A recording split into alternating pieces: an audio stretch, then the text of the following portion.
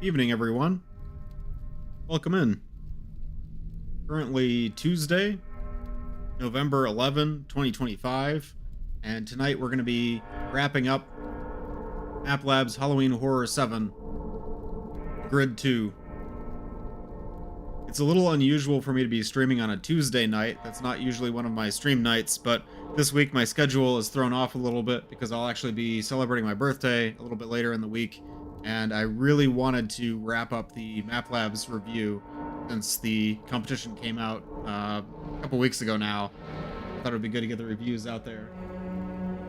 Turn the music down just a little bit. This is the Raising the Bar Salvation soundtrack.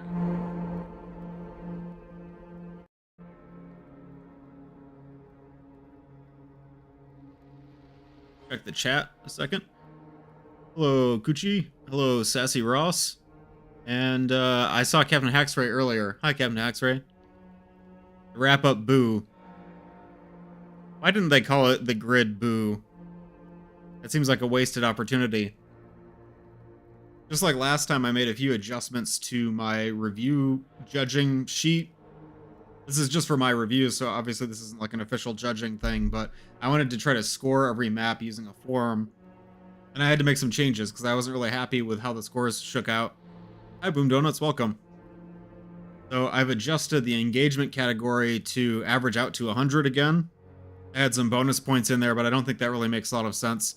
And I also added a category for whether or not I understand who the protagonist is, because I find that that's a criticism that I have of a lot of maps that I keep repeating over and over again, is that sometimes I play a map and I don't have context to who the player is and what the player is doing.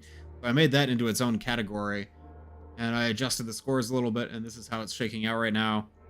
I'm much happier with these scores. There's still a few things I don't like I feel like my scores did the map Sleeping Angel very dirty because it's got a completely unique gameplay style, a completely unique set of mechanics, which I feel like deserves its own category. So sort of scoring it as a regular Half-Life 2 map, and so it scored much lower than the other maps, but that's not really fair because it's also implementing its own unique game mode, right? So I think that should be a category, but for now, these are the scores. And I'm really excited to wrap up this challenge with the final 3 maps, including my own map, Mechanophobia. I also noticed I wanted to add a category in presentation for having custom assets, because I feel like that deserves more points if someone goes through the effort of adding custom assets to a map. However, I realized something when I looked at this lineup. Every single map I've played so far in Halloween Horror 7 has custom assets. All of them. Like, isn't that crazy? It kind of shows how much the challenges have changed from the way that they used to be. If you look back a few years to the Run, Think, Shoot, Live challenges, a lot of those challenges I loved. I loved the themes. I loved all the entries. There's some real classics, but the vibe has shifted a lot. Like, it used to be most maps would only use Half-Life 2 assets. They would not have any custom voice acting or custom mechanics. It's exclusively things that you would find already in Half-Life 2. But now the style has changed completely, whereas every single map in Halloween Horror 7 has some kind of custom asset, either new props, new NPCs, a new player character. It's kind of incredible when you think about it.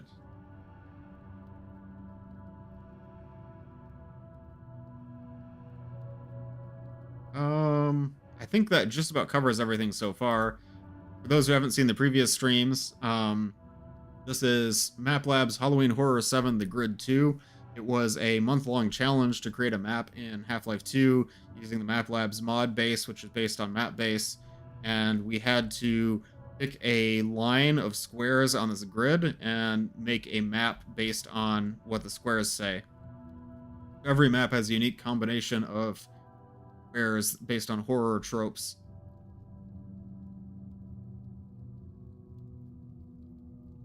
I'm ready to get started.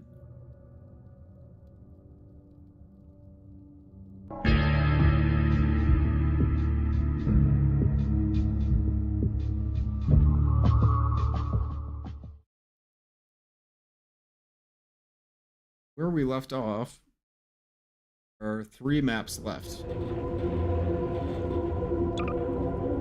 So we played most of the maps, but we skipped this map Parasito, and we also haven't played K-Source, and I haven't done a self-review of my own map, Mechanophobia, which will be last. But today we're going to start with Parasito by Radial and HAL 9000. That's a great combination.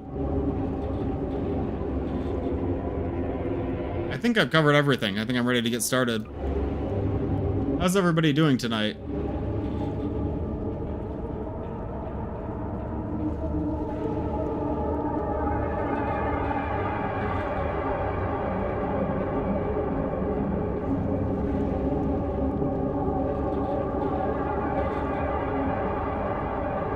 I'm excited for this map because I know that this is another map where you play as a Combine character, so I think that will be interesting.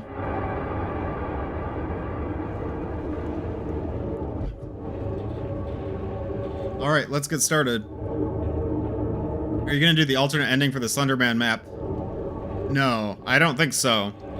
Because I don't know the method to get the alternate ending. I know someone in chat had said that they learned what it was. I don't remember if that was you, Boom Donuts. But I know somebody knows how to get the alternate ending, but I don't. And I don't think I'll have time on stream to be able to find it. I also don't really want it to be given to me. I feel like that defeats the purpose. If it's some kind of secret, I want to be able to find it on my own. I'm going to turn down the volume just a little bit, because it's very loud to me. There we go. Wasn't me, rip. Yeah, I'm sorry. I don't really want to, like, I don't want to just give it away. That feels unfair. But I also don't want to spend time finding it. So I think it would be better to leave that for players on their own.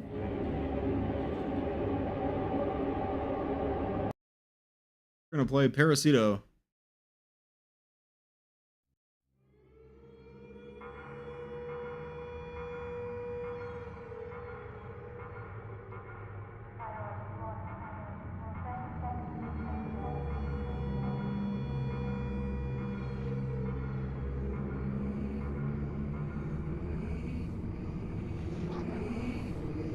That sounds ominous. Ooh, I love the title card.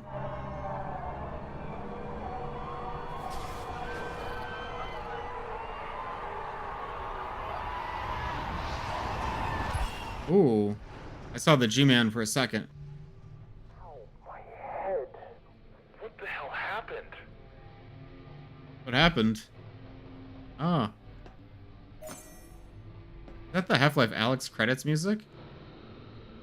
Yeah, it is. Oh, got some batteries. We can see ourselves in the mirror, so it looks like we're a civil protection officer. Oh, that's Half-Life Alyx sounds. So our objective is to discover what happened. Quick change something a second. There we go. I like the objective system, and I like the use of Half-Life Alyx sounds in this. Lots of batteries right off the start.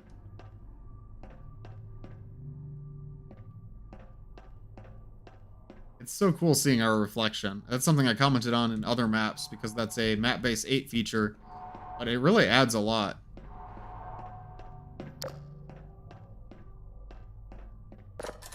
Great, this one's empty. I wonder if that's randomized, or why there's an empty crate here.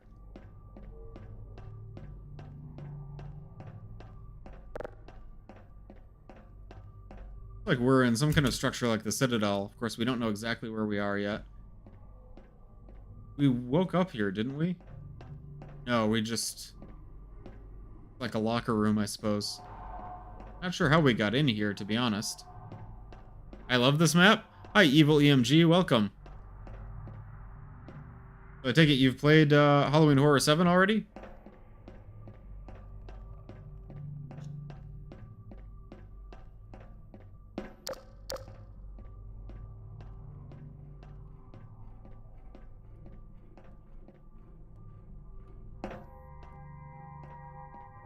We're in some kind of Combine structure, but it's kind of hard to tell how this is supposed to work or what it's supposed to be, you know?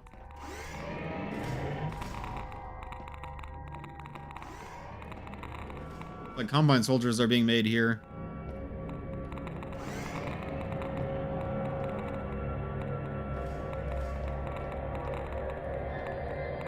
Clearly the XXL air vent. That's right. How could I be so silly? And this is Ross's Combine door model. I recognize it from Outbreak.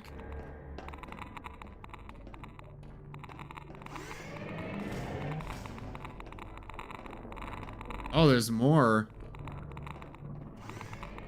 Okay, so this door has a lock with a 3 on it, so I guess we need security clearance level 3 to get in there.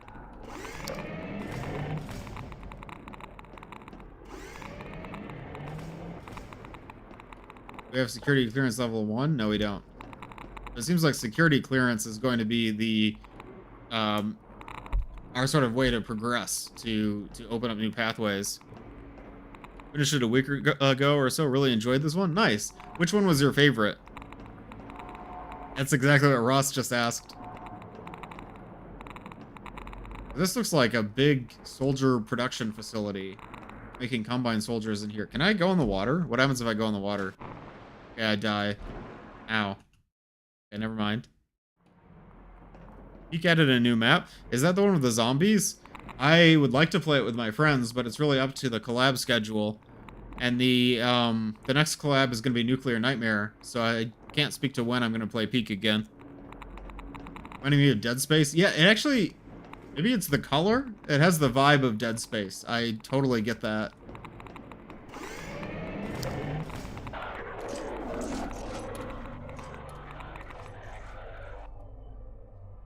That didn't look good. We got a Combine soldier running on all fours. Here a map would you play as more Dead Space vibes? Oh. That's not good. I think we've got a pretty good idea of what this map is going to be about already, just from the first 2 scares.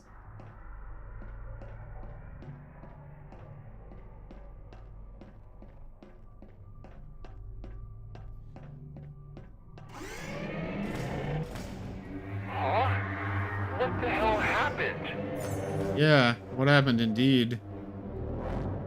Like some soldiers broke out of their pods here. Find a weapon. Security level 0. Crowbar. We have Metrocop hands. Ah! Oh!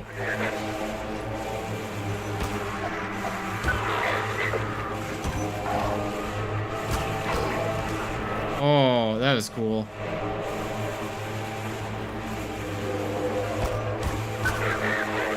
I did notice those enemies pop in. I saw them spawn.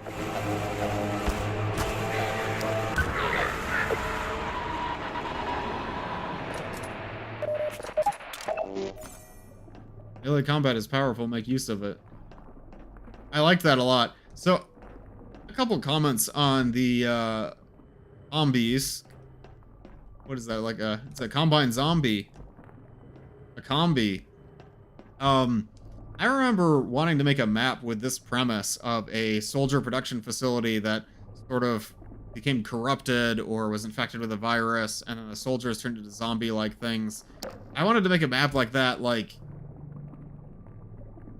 10 years ago? Like, nah, it wouldn't have been 2016. It would have been like 2017. I remember having that concept in mind. I was like, man, it would be so cool to have the soldiers sort of...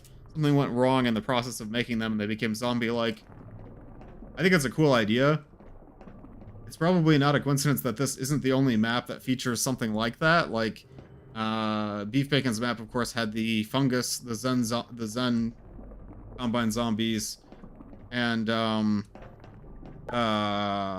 District 6 has the Shadow Walker Metrocop, which is a little different. That's not a soldier, but same vibe. I know. I like it. Nitpicks. I noticed these 2 guys spawning in, and also, I think it would have been cool if the textures matched between the Zombine ones and the non-Zombine ones. Like, obviously, it's just that some of them are supposed to have their heads intact and others don't. But I think if they looked similar, then it would be less clear that it's just like, this one reused the Zombine model and this one reused the Combine Soldier model. But these are all nitpicks. None of that affects what I actually think of the map. That's not... Doesn't affect the quality at all, I don't think. They seem more like failed clones. Yeah, exactly.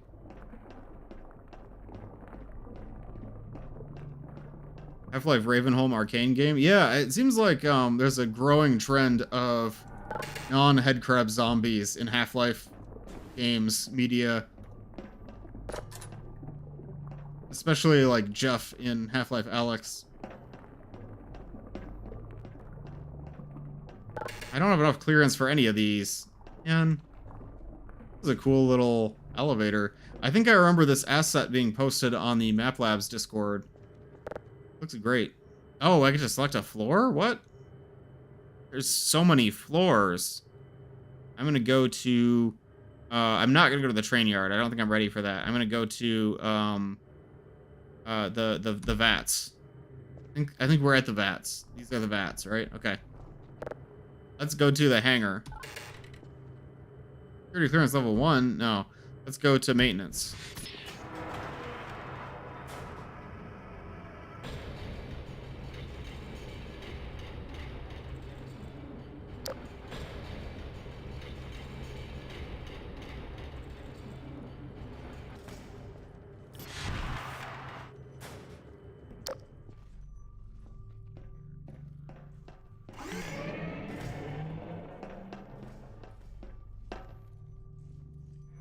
Hear them running around.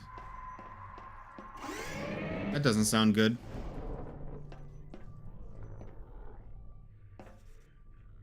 I like this wall texture. It looks like I don't recognize it with the specular mask applied. It seems like there's like a unique, at least a unique bump map, but it might be a unique texture. This one's more zombie-like.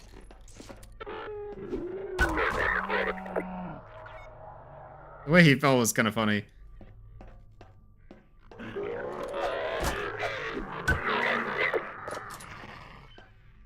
In there. I'm surprised we didn't get a stun stick as a melee weapon. I guess that makes sense with this being more of like an industrial area. That was a scary sound.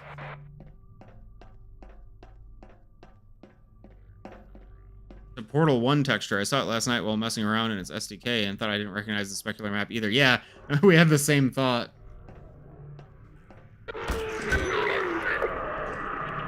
That guy can't get me. Century used to have consoles where you could save your progress, but they removed it in an update. Oh, is this the one that was going to have saving and loading disabled? That would be really interesting. There aren't many maps that do that. But save load stuff is really scary to work on, because if one thing goes wrong, it can basically make the entire game unplayable. So I don't blame them for removing that mechanic. This area is so claustrophobic.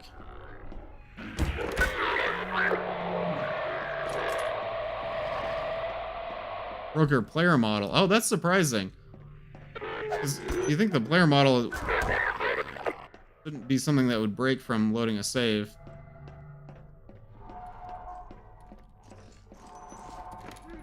Shotgun. I used one of my 4 shells. Like a coin toss for who got it working, and it could break other maps. Oh, that's not good. Yeah, that's a good reason to scrap something. Kudos to Radial for trying it. Absolutely. I remember seeing some posts about it on the Discord, but I was trying to avoid spoilers, so I didn't pay too much attention. The way out. So is the shotgun the only thing that I needed from this level? Thought maybe there would be something else here. Get my clearance up.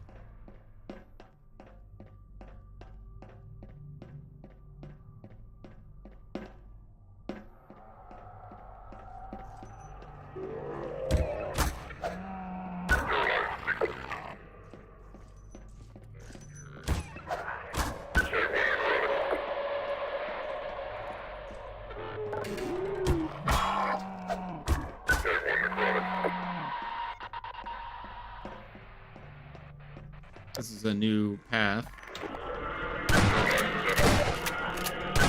Out of shells. Really sparse on ammo right now.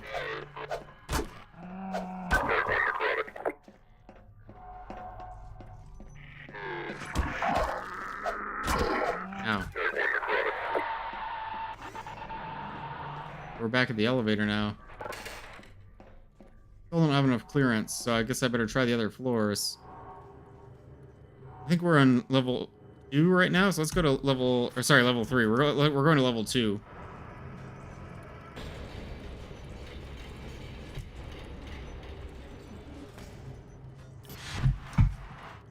Uh-oh. Got hostiles. Crap. It's dark in here. Need to open that shutter. I actually like how this Combine voice isn't using much of like a vocoder, because it makes it easier to understand that way. I fell. Okay. Thought that was an infinite pit.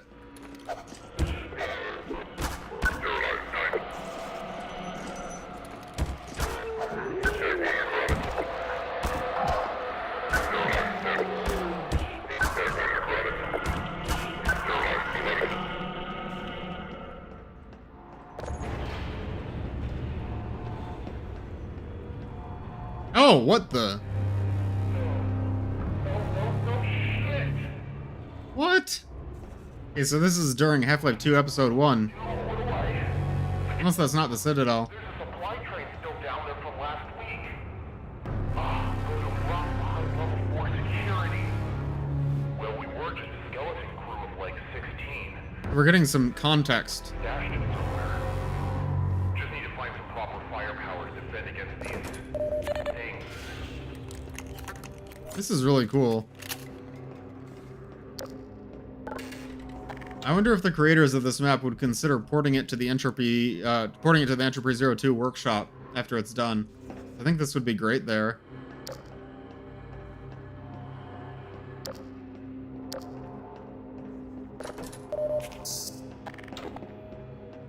That was such a cool reveal, because one thing that was on my mind is that we didn't get a lot of context to what's actually going on. We know that we're a Metro Cop, we're in a facility of some kind, but that's all we knew so far. But seeing where we are in relation to, I assume, City 17, that might not be City 17, that might be a different city, but we at least get a clue that this is probably during the Uprising. Also, the use of the Half-Life Alyx soundtrack is really good. Get that clearance up.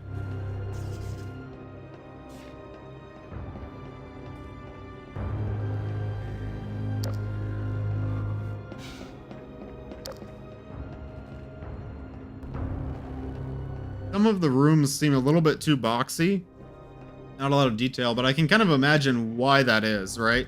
There probably wasn't a lot of time working on this entry to polish or to add detail to rooms. That's kind of the same issue that I had on my map, but this map is a lot bigger than mine. So I can imagine how difficult it would be to detail a map of this scale.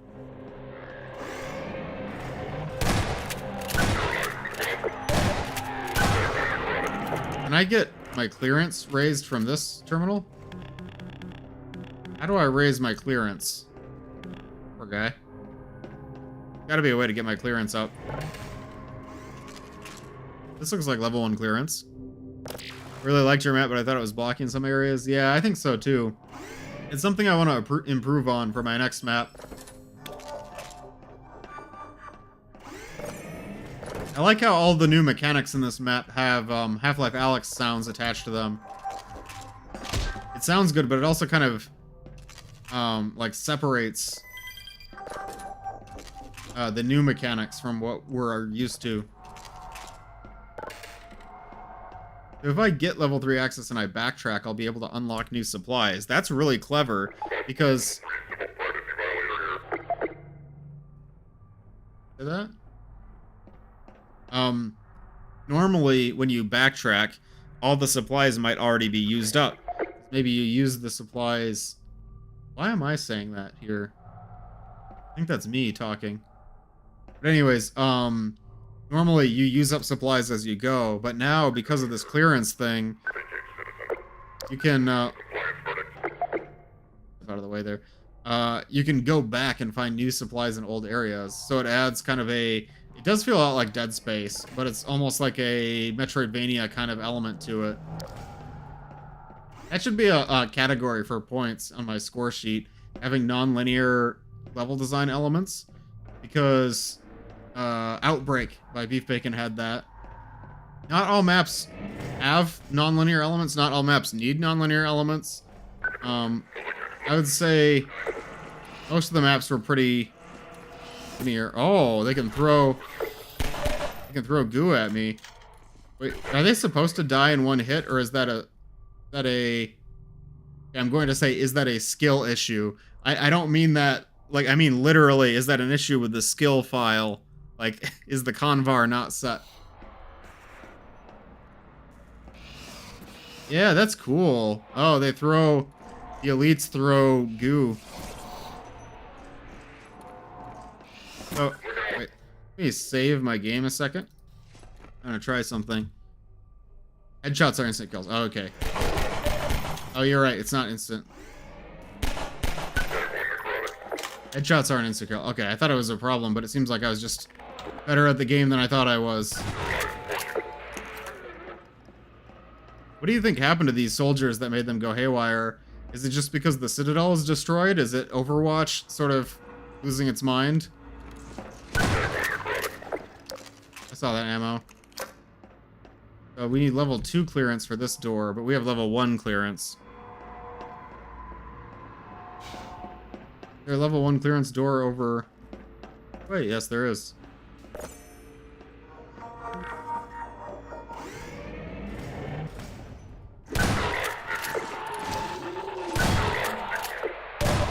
I like that these ones are fast zombies. That's cool. We're in the spat in the cloning vats.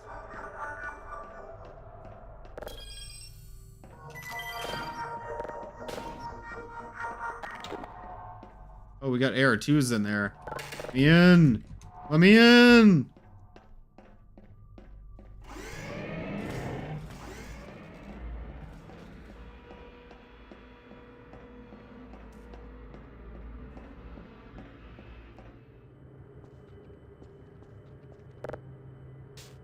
What if I go back the way that I came, but now I have level 1 access?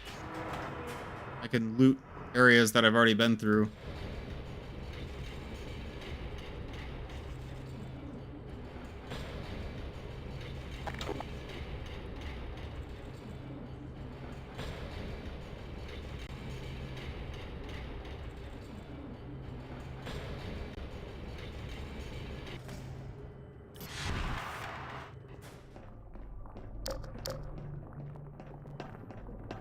Level 1 access doors in here? There we go. That was worth it.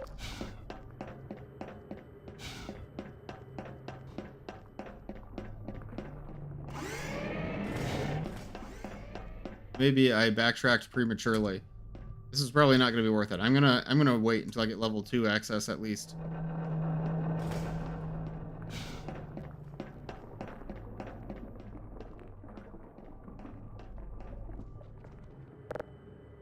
Let's see what our objective says. Find all 4 security guards. Yeah. Let's try the hangar. We couldn't go to the hangar before.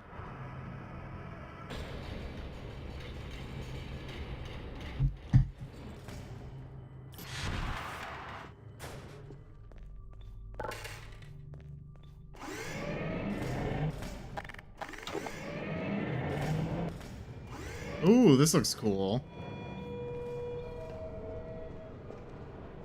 That's gonna like burst open, or one of these is gonna burst open.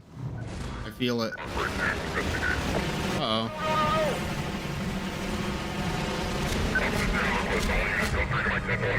The gunship also rogue? Oh, the gunship is also rogue.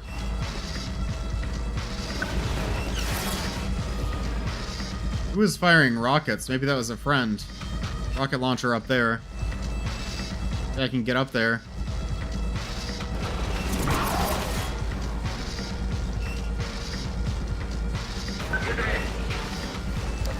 Yeah, this was a buddy.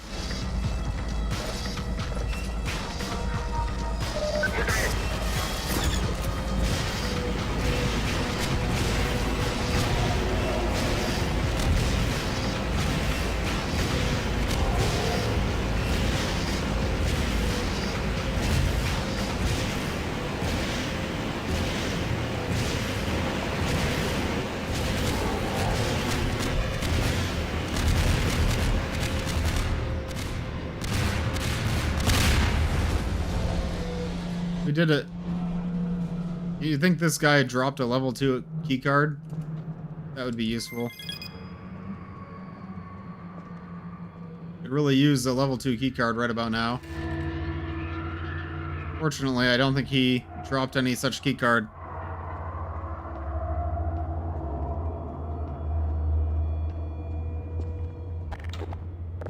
Suspiciously custom crate for. This is not a Half-Life 2 crate. Clearly this is for something, otherwise it wouldn't be here.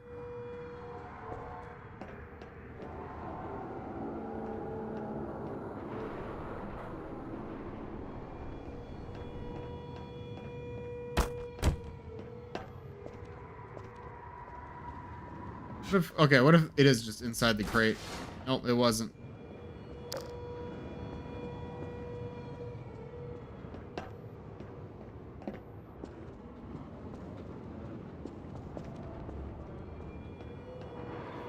This is the way I came in.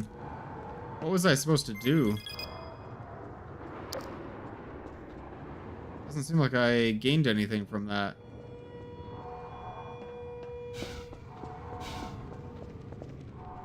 The problem with nonlinear design, it's like maybe I was supposed to already get a level 2 keycard before I came here, but how would I know?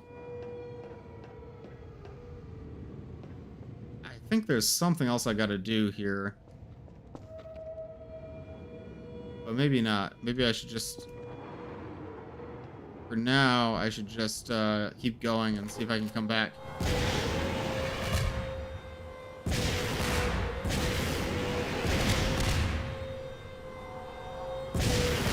Okay, I'll come back.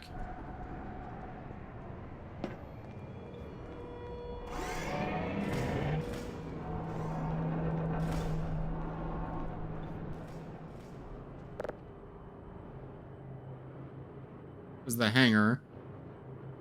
Go to the lobby.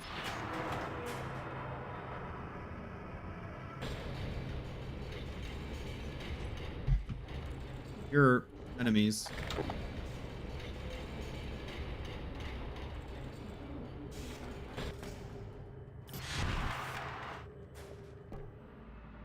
Okay, so we've already been here. My mistake. Let's go to the train yard. Okay, need level 4 clearance. Let's go, where do I go? 6. Maybe there's a level 1 door that I missed around here. I think there's a level 2 door in here, right? Yeah, level 2 door there.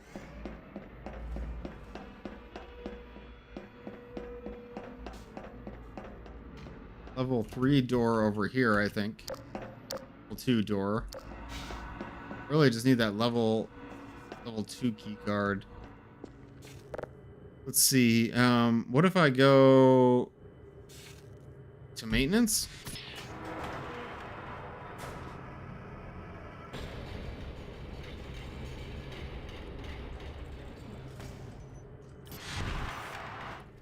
Okay. Looks new.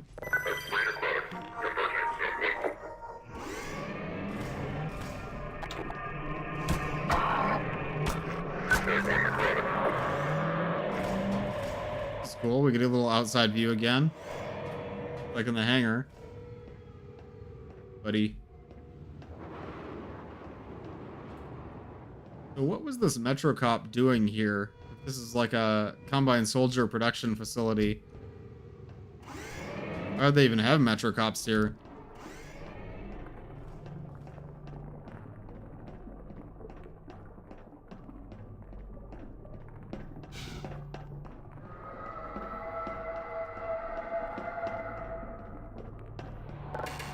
Two.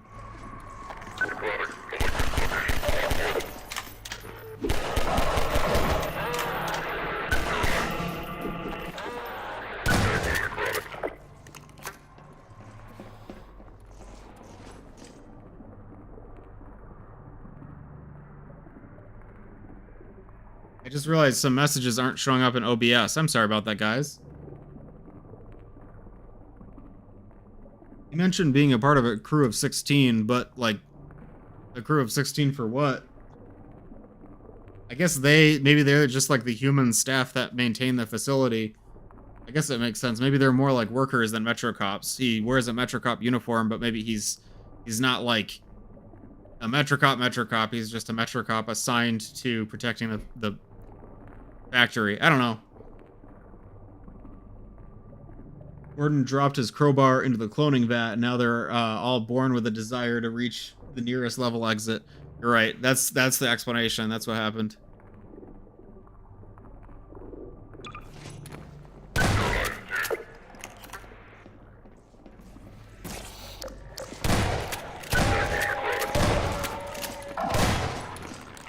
These guys are a little scary. I wish the ones holding shotguns had a shotgunner's skin, just so I could tell them apart.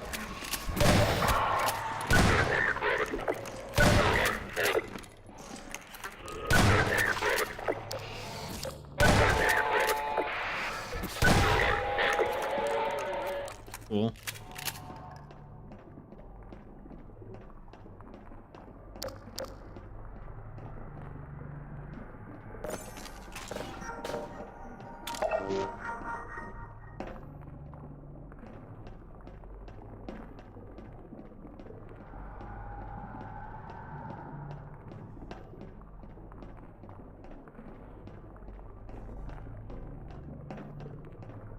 Oh, I went in a loop.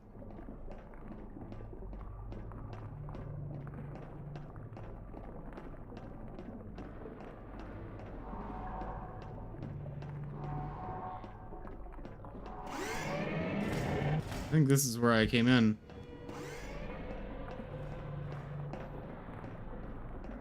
I'm having a hard time navigating this map. Gotta be something over here.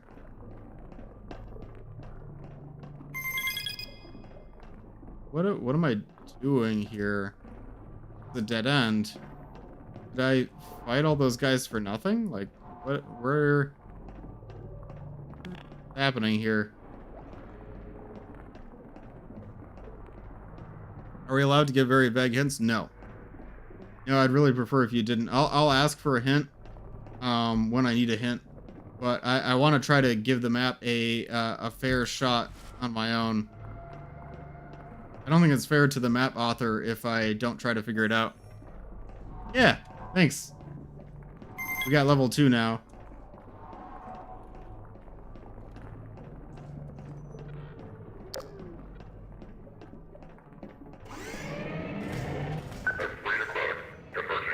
Products.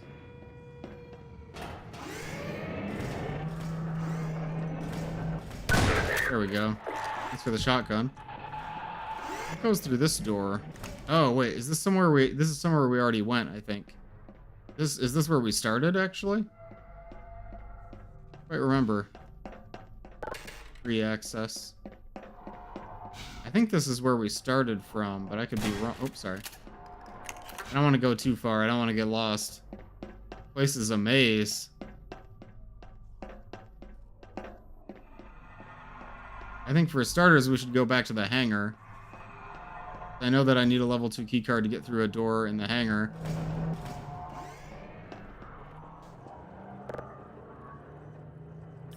Door 4.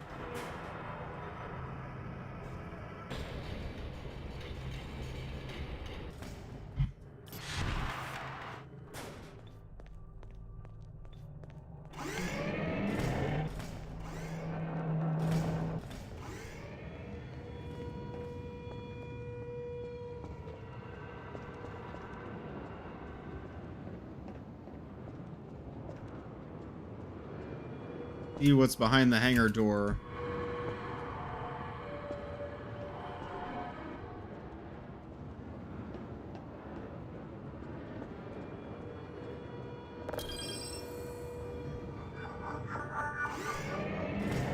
Oh, they tried to barricade the door. Oh, level 3 access. Well, that was easy. Oh, there'd be more. All we need is level 4 access, but level 3 access is going to get us into most places. Must feel like things are too open. Where do I go next, you know?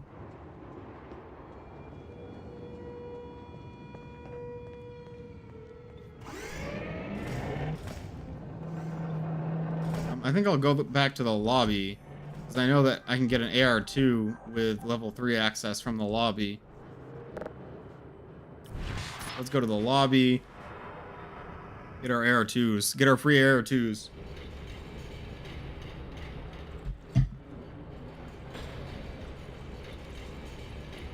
Down to awfully close.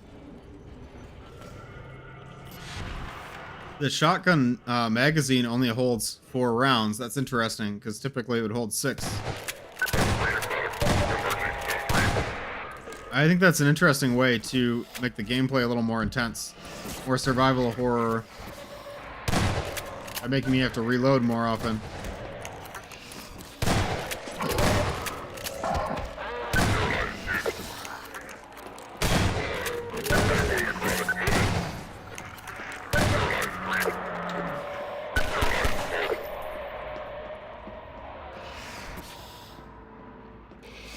Ow. Ow. Oh, that guy sniped me. I wonder how these guys are set up. I think the elite zombies are poison zombies, but they're using something to hook into when they throw a head crab to replace it with a poison ball, like an antlion spitball. That's very clever. It's always cool to see the creativity of mappers. Get your free AR2's beta leak.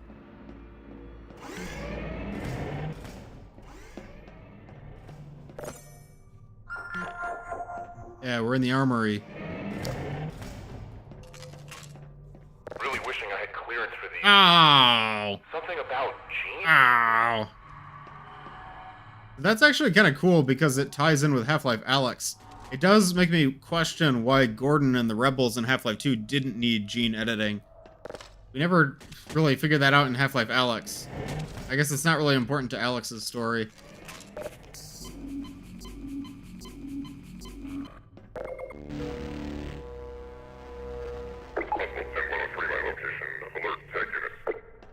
I just heard my characters say that they saw an enemy, but I didn't see an enemy.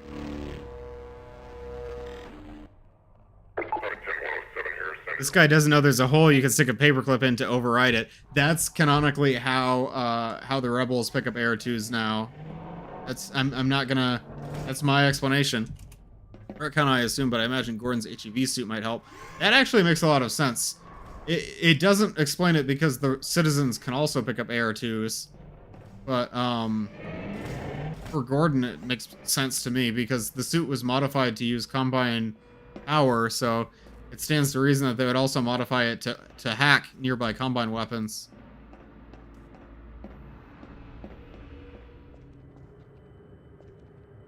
I'm gonna go to the VATS and see what level 3 access will get me. I like seeing the Metro Cop hands with the SMG. Cool.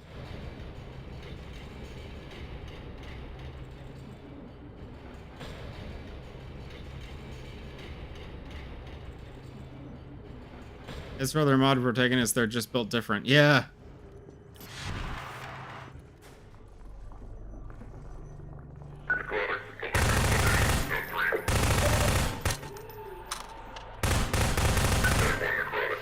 Ow.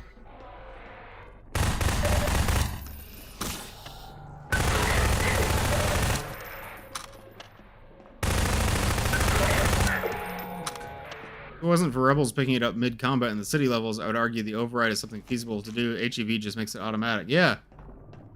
This is the main places they use them en masse tend to be organized places. Yeah, maybe they just have a bunch of unlocked AR2s. They jailbroke all the AR2s. That kind of makes sense.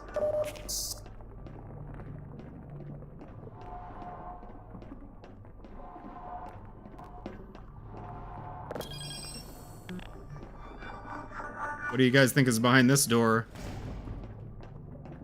Lockers. Oops, sorry.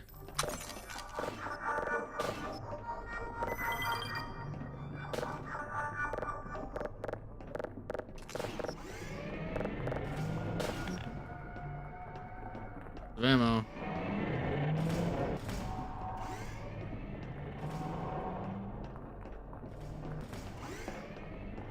It's interesting how the the enemies respawn when you leave.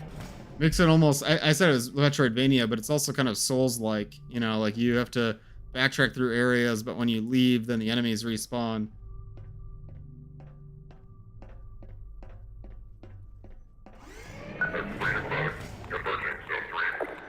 There's a lot of them.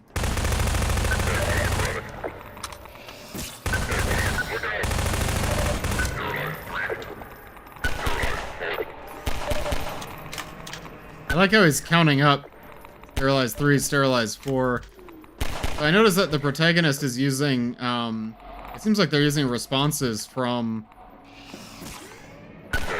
the Civil Protection, which sometimes is cool, sometimes it can be kind of annoying.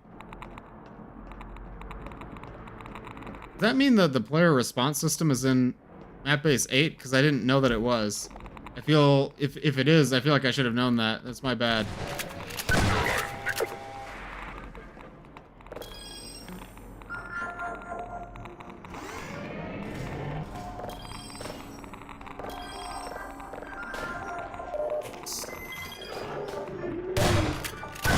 It snuck up on me.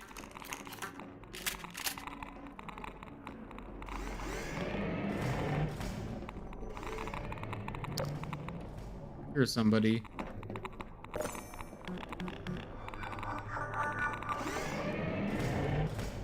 Oh, this guy's banging on the glass. I like how these Combine zombies can do that. Zombies, I guess, can like bang on glass just like the regular zombies can. I mean, it makes sense. They're probably using the same NPC. Just an act busy.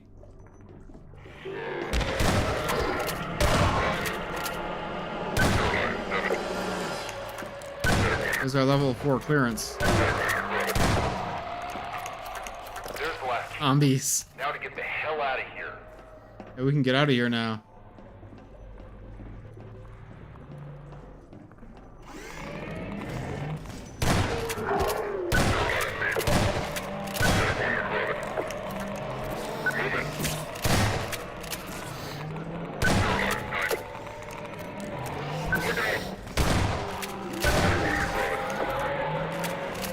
There's a lot of them.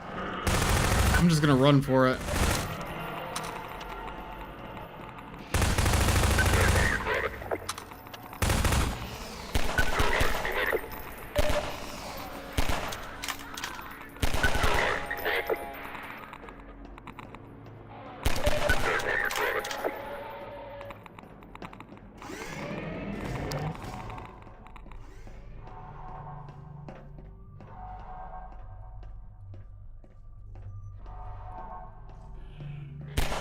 How'd they get in here?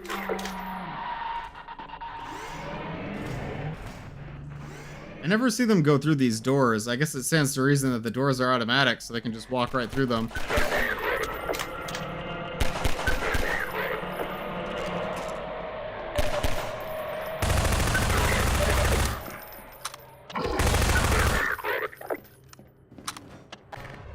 What do you guys think we're gonna find at the train station? I don't have much ammo left. Maybe I should make a pit stop on the way there. I'm gonna go to maintenance. There's some doors we haven't opened yet.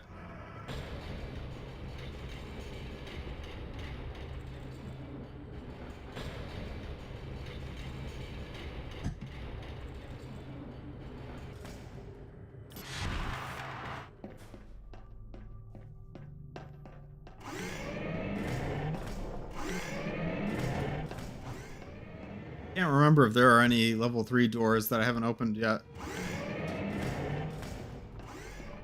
I don't think so. Oh, there was one in the crew quarters in the lobby.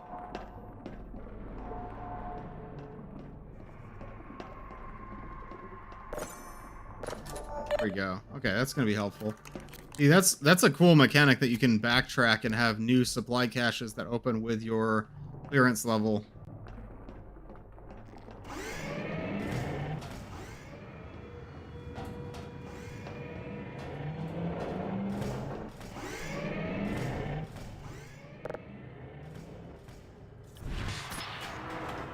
We're gonna stop by the lobby on the way out.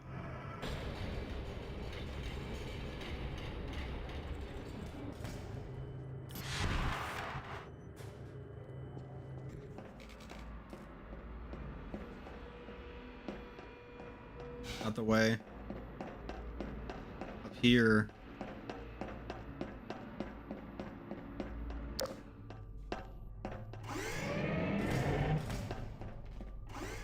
The right way. I feel like I'm going the wrong. No, this is where I wanted to go. Here. So this must be where the 16 Metro cops lived.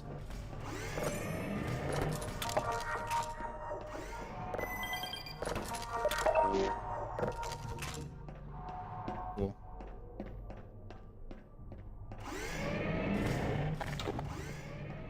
Very homely, yeah. A metal room with 16 bunks.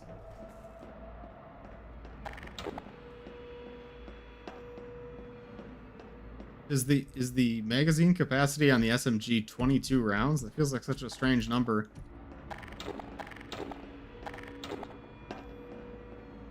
Not too bad. I could call it home. You guys are braver than I am. Go to the train yard. Sounds like this is going to be the finale. I don't recognize this track. It might be a remix. It sounds kind of like Opposing Force.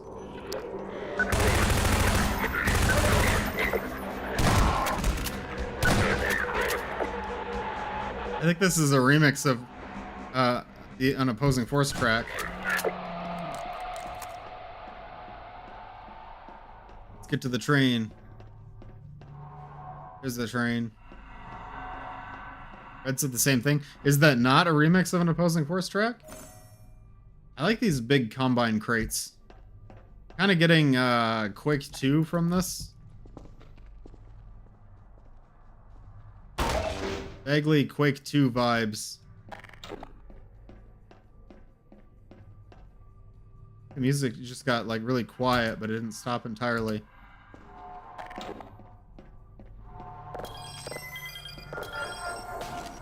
Why even bother putting keycard access on these lockers if we already have all the keycards? Combine wall looks glossier than it's supposed to be. Look at that. It looks like it's made out of rock or something. Must be a custom texture with a custom, like, specular mask.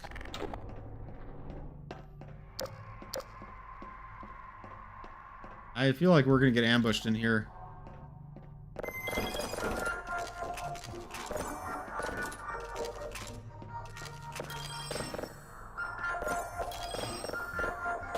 You might be a bit too close to that light source and it's getting overblown. Yeah, that would make sense. Yeah. I like this. I like how metallic everything looks, though. This looks like slick. This Combine wall looks wet. I don't know what to make of that. There's moisture coming in here.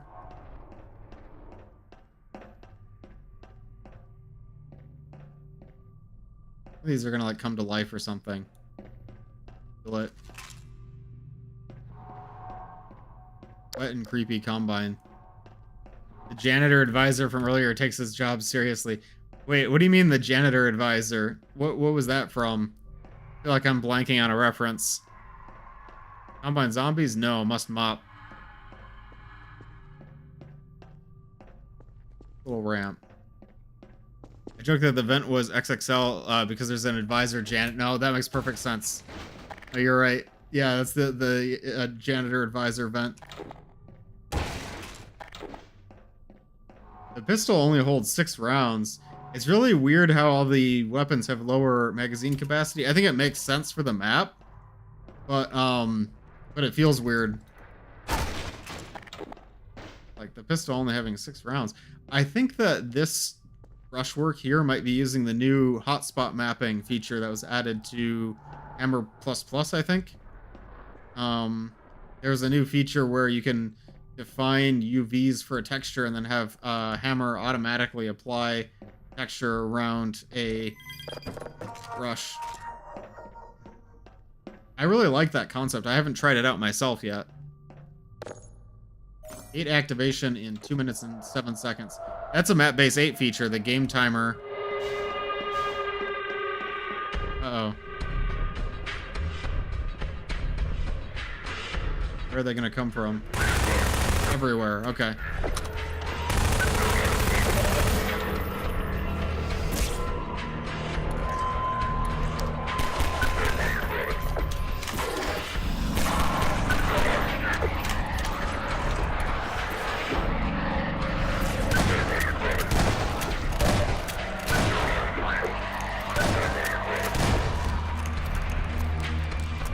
Reload that gun like it owes you money, yeah. It only holds 4 shells in the magazine tube.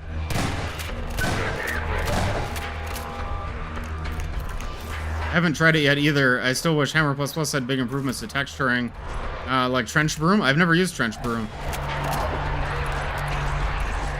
That would be pretty cool, what you're saying.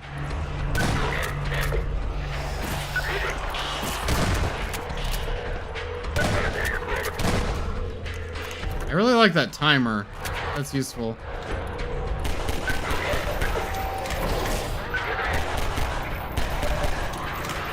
Ow.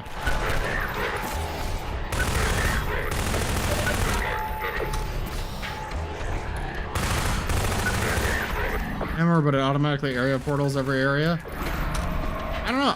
I've never really needed to worry too much about area portals. I use some of them in Mechanophobia, but... Uh-oh. I'm gonna die. I'm dead. I almost made it, too. Oh, wow. That autosave puts us way back. Wait. Wow, that's... Ow.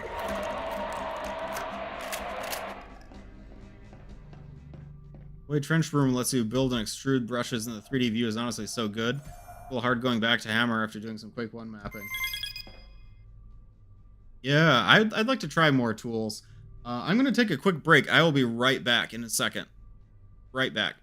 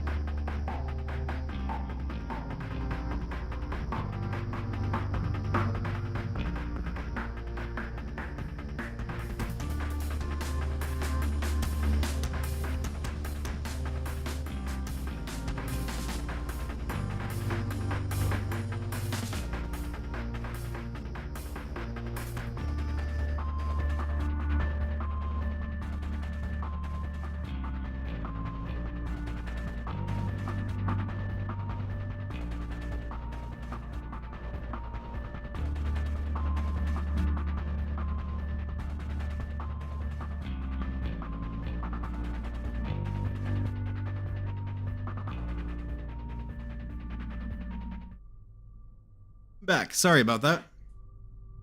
Staying tuned. Radial says, FYI, you can save normally. Yeah, I noticed. We talked about that a little bit earlier, but I'm glad you could make it, more importantly. We're playing your map. Sorry if you missed the first part of it.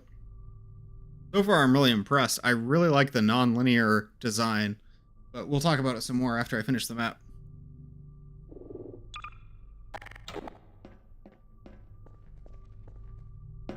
Radial, did you use hotspot mapping for this area?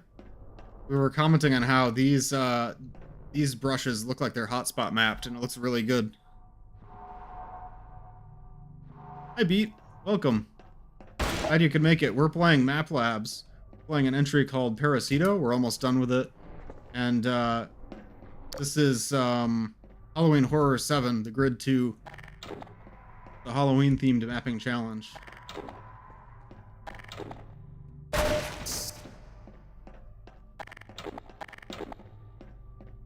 Getting ready for this holdout section. The one difficult thing about this holdout section at the end was that I didn't know where the enemies would come from, and it seems like the enemies mostly spawned out of thin air, just all throughout the map. I think that's a little bit unfair. Like, if the players knew, maybe if there were Combine force fields, shield walls, and we knew that the Combine soldiers were going to come through those, that would give us a way to prepare where we would know where to set up defenses, angles of attack. I like the brushwork on this. I assume this is the Combine gate. All these little greebly bits on it. Looks really good.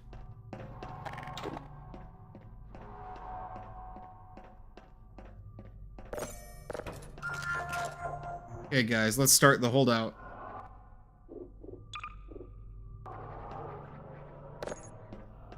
Gate activation in 2 minutes and 6 seconds. I just realized my Map Labs icon is covering the timer. I'm sorry about that.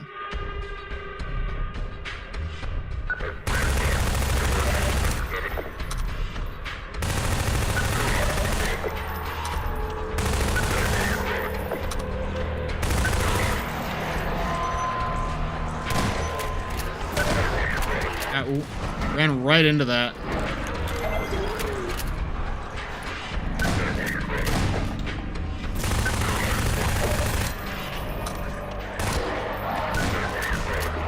Hi, Pew. Welcome. Pew, we're getting swarmed by rabid Combine soldiers. It's going great. So we're reviewing Map Labs Halloween Horror 7. It's a mapping challenge to make a Halloween map in 4 weeks. This is an entry called Parasito. We are a Combine Metro Cop in a facility that makes soldiers, but something went wrong, and now the soldiers are turning feral, and so we have to fight our way out. Be quick. Change something. Okay, that'll be better. I'm turning off my little Map Labs logo so that we can see the timer. That timer is a new feature with Mapbase 8, latest Mapbase update. There's so many good usage of Mapbase 8 in this challenge. Yeah, the Combine soldiers are turning into pews. A fate worse than death.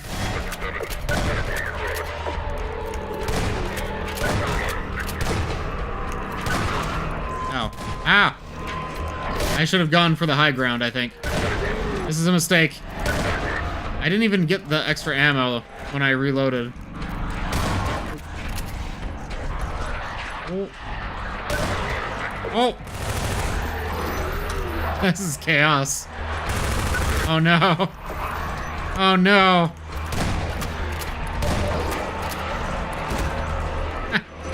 I deserved that. I did not set up properly. We're gonna try this again, but this time we're gonna be a lot more cautious. We're gonna think this through.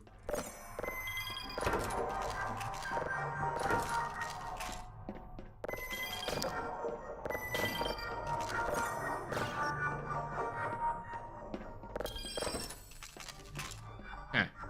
Now that we have all our ammo, we're going to activate the timer, and then we're gonna run up top. We're gonna have to take out all the Combine elites because they can throw acid balls. And then we just have to defend against the waves of leaping Combine soldier zombies. And we should be good to go. Okay. 2 minutes and 8 seconds.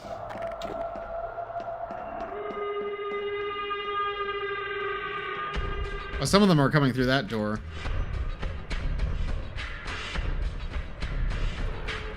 The maps don't even show the player model, but they still use it for funsies.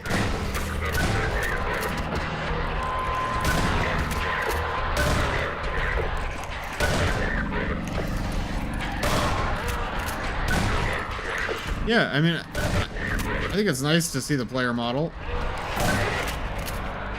Oh, ow.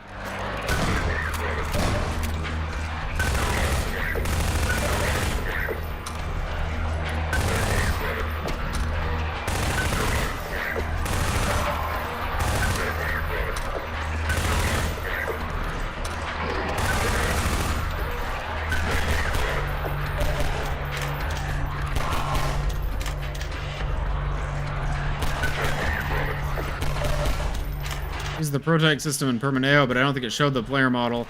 It's nice not having to worry about making a custom view model. Yeah. So, the player model is something you have to turn on with a convar. So in Mechanophobia, I used a game convar mod to turn that on for the legs. Like, CL draw player legs or something like that. External player, I'd have to look it up. I don't remember what it is, but just a convar, and then you can see what your legs look like.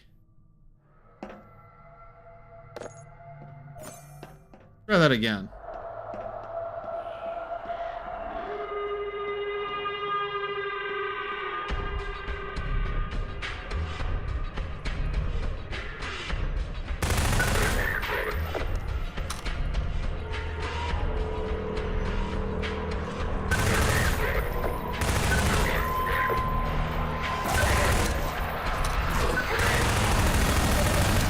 Oh. Those ranged attacks are really getting me. Jumping down.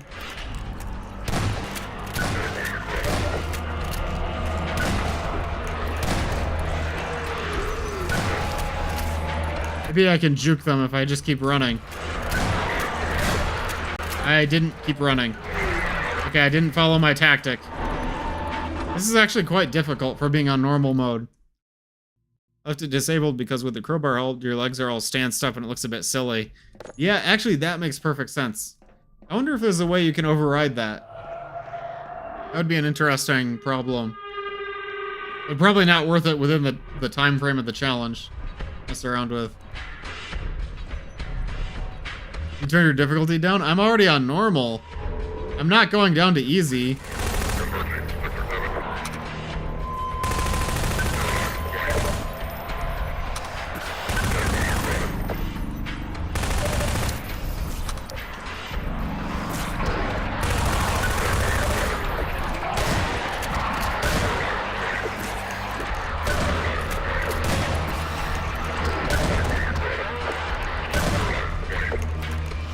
Ow. You guys have such good aim. Ow.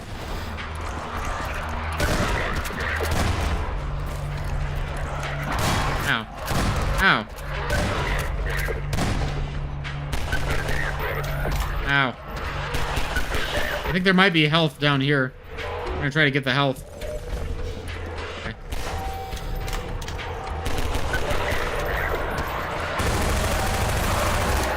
Oh boy. Uh-oh. Ah! Gotta keep moving, gotta keep moving. Ow. Can't keep moving.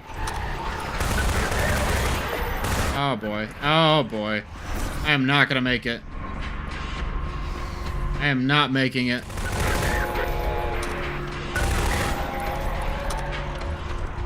Just need to get to some health and then I'll be free. The gate is almost open.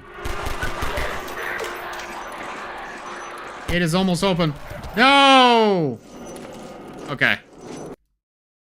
Keep trying. This might be a little bit too tough. I know it's supposed to be difficult because it's like the finale, but a lot.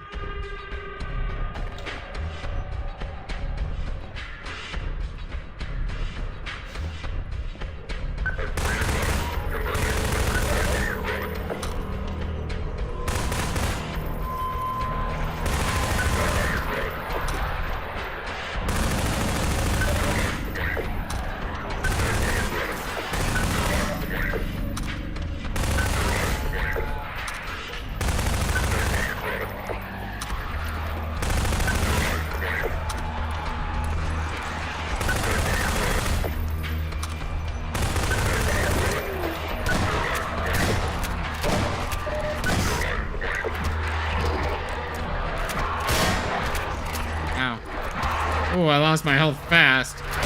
That's so many. This is too many guys.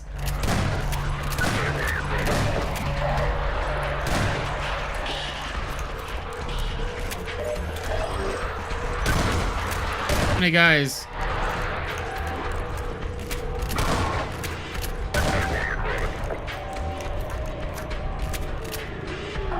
Ow.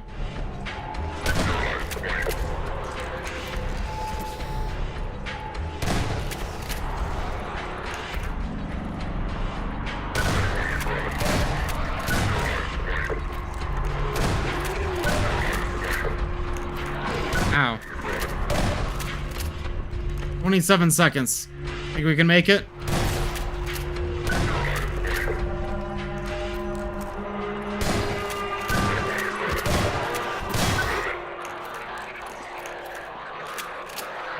Oh.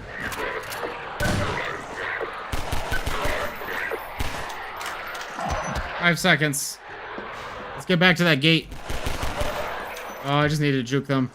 Oh, no, no, no. There's too many. There's so many. Let's get out of here. Get on that train. Okay, we're in the train. That was tough.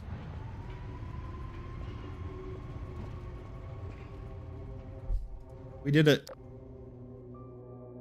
Oh, we get the Half-Life Alyx credits music. Parasito. By Radial. HAL 9000 did VScript. That makes sense, because HAL 9000 did the Flight Simulator map before, the Arrowhead campaign.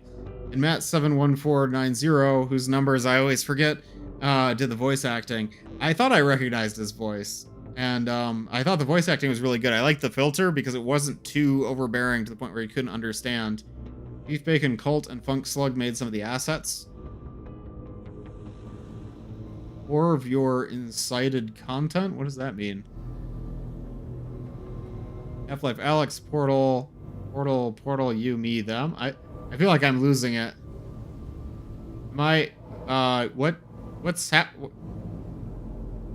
happening right now?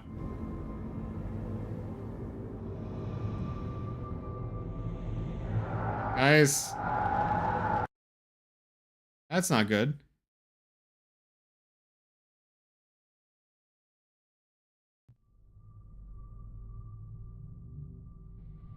Oh, my head. It's not done yet. Oh. Oh, the music was playing in the radio at the beginning. Oh, G-Man. It's interesting because, like, it looks like he is in the mirror because there's aliasing around him. Yeah, he's, like, in the mirror. That's a cool effect. So what happened? Where are we? G-Man is here. Can't open this crate.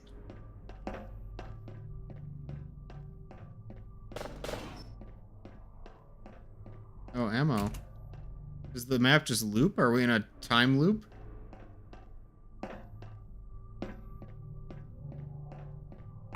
And the janitor advisor vent. So confused, guys.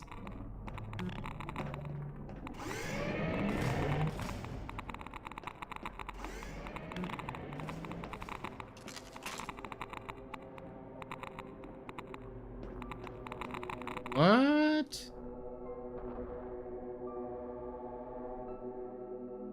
Very confused. I didn't understand the twist at the end.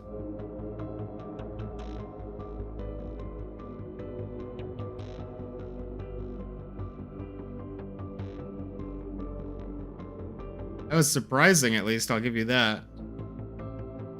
I guess the G-Man took note of our performance here and decided to put us on a time loop just to prank us to see if we would be a good candidate. Is that the idea?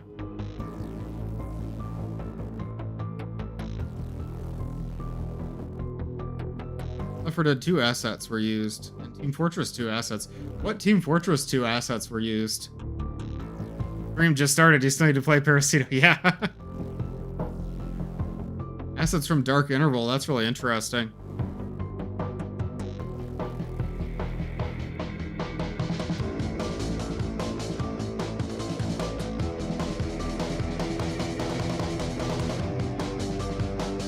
So employers, this one Metrocop's a walking one-man army, what do we do? Time loop his ass. Special thanks to Dead Space for inspiration. That makes perfect sense. You guys called it. You called Dead Space being the inspiration. Aesthetically, it reminded me a lot of Dead Space. I didn't really get the Dead Space inspiration outside of how it looked at first, but looking back, that kind of makes sense.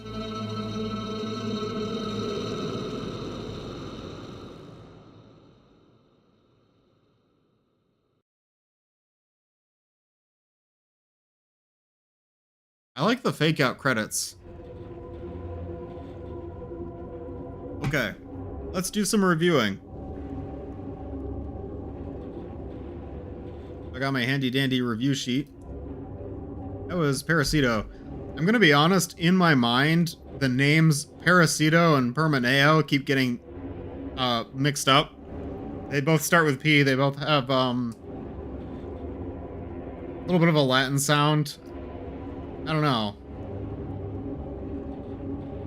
Combine materials were good. I noticed some custom materials. That UV mapping thing with what's it called? Hotspot texturing was really cool. The lighting was not like, I didn't notice the lighting being especially good at guiding the player. The lighting in general was good for the environment. It wasn't too dark. I would say that the aesthetic was unique because they had the whole Dead Space look going on, where it's very industrial, Combine. Something I noticed in Redstream was that the loading screen before the map loop makes it look like a second map is starting, but it's actually a console executed save load, which is clever. Really? How does that work? So it saves and then it loads just to make it look like it's loading? Seems like they might as well have just made it a second map at that point. I didn't feel like this was I didn't feel like there were a lot of props. The props that there were generally fit, but I did feel like there was a little bit of a clash between the environment was entirely Combine structure, but a lot of the props looked like human-made totes and bunk beds and things like that. So I wouldn't say entirely that the prop placement was fitting the environment. But I liked things like the Combine soldier pods and stuff like that. The backdrop of City 17 in the outdoor sections was really cool. I didn't really notice the soundscapes too much. The problem with really good soundscapes is that if they're really good, you don't really notice them. Let me go back to a save for a second. What does this map sound like?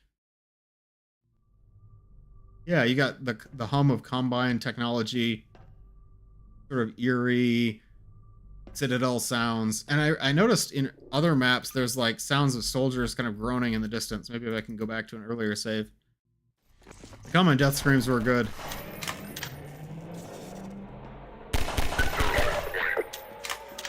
Yeah, like that custom death sound was really good. This area has that like Half-Life Alyx horn sound.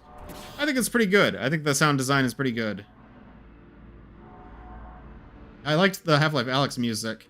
Now, I am going to dock some points for box rooms. There were some rooms that were under-detailed. I understand why, and what we'll see in my own map is that there's definitely some under-detailed rooms. But that's like the one criticism I have about the visuals is that because it's all Combine environments, it all tends to look the same, and it's hard to give it a level of detail because it's sort of abstract. I wonder if that was the setting. Definitely the environment was dynamic because, well, we didn't really have any cases of NPCs interacting with the environment, other than the gunship. But there was the scene where Metrocop used a rocket launcher against a gunship, so I will count that. I was able to play through without getting stuck. I almost got stuck. It was close. The new puzzle mechanic would be the key cards. there's not much on puzzles in this map, but that is a new mechanic. It's a key card mechanic where you have to get clearance, and then you can go back with your clearance and unlock optional goodies. There were new NPCs. There was the combi, the fast combi, and the elite poison zombie. I did think that the way that the Combine Soldier model was used for some of the fast zombies and some of the regular zombies was kind of like, I think it could have been improved if each zombie type had a unique look. I didn't really like how they mixed in fast zombies in there, especially with the leap attack. I really did not like the fast zombie leap attack. That's something that I'm noticing in Half-Life 2 mods in general. Like, the fast zombie leap attack has always been kind of nonsense. I think if there's one thing that I would do differently in the NPCs in Half-Life 2 in general, that leap attack should be replaced by something else. That's my hot take. I did understand that the protagonist was a Metro cop. Maybe I should change this category to actually say something like context. I didn't really have context to why we were in this place or what the setting was. But I understood we were a Metro cop, so I'm going to say I understood we were a Metro cop, but I didn't understand the story, because there's two things about the story that I didn't understand. I didn't understand why these Metro cops were at this facility or what the facility was for, and I didn't understand the time loop at the end with the G-Man. Why was the G-Man there? Why was I in a time loop? Am I just doing the same thing over again? Is something going to happen differently the second time? Was it a dream? It wasn't really clear what happened. I would say there were no bugs. I did notice some NPCs that were spawning in randomly, and that did kind of break my immersion a little bit. I enjoyed playing the map for sure. I would say it didn't scare me, but it made me feel a sense of curiosity. Maybe awe isn't quite it, but seeing the outside world and seeing that vista with the Citadel was really cool. I would say it was well paced. It almost gave me fatigue.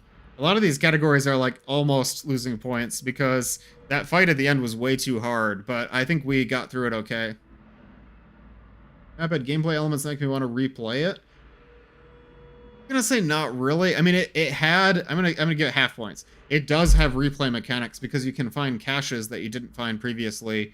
But there's nothing about it that really draws me back or makes me want to play it again. The plot and story arc, I did overall enjoy it. I especially enjoyed the reveal of the vista outside and escaping in the train. But I feel like something was missing because I don't really understand why it happened. Why did the G-Man put me in a time loop? Why did the Combine soldiers turn into my friend Pew, that is to say Feral? Why did it happen? I don't know. I think it could have been more clear. It did have a good ending. I don't know.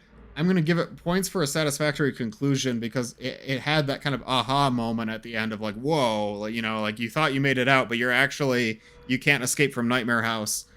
But it lacked that context of like, why did that happen?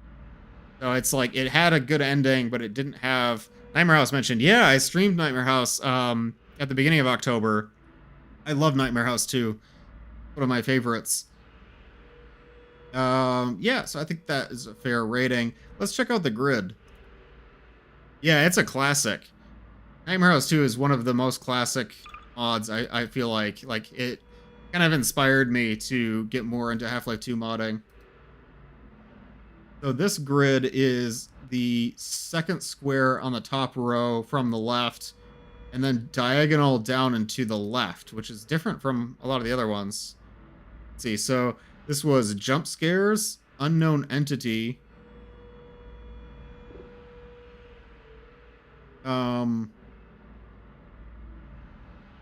That row. Jump scares, unknown entity. Everyone survives. It was just a dream and abstract. It was just a dream. I absolutely see. It was just a dream. Unknown entity. I'm kind of skeptical because the G-Man only really came into play at the end. And I do think that the G-Man was implemented well. Like, showing him only in black and white was cool. But because he only appeared at the end, I felt like we were missing some context. Like he kind of came out of nowhere. I also did not get jump scares at all from this. Is that the right grid? Yeah, it is. The bodies at the end were a bug. Oh, they weren't supposed to be there? That's interesting. So is the idea that the entire thing was just a hallucination that the main character had? Because that's kind of interesting.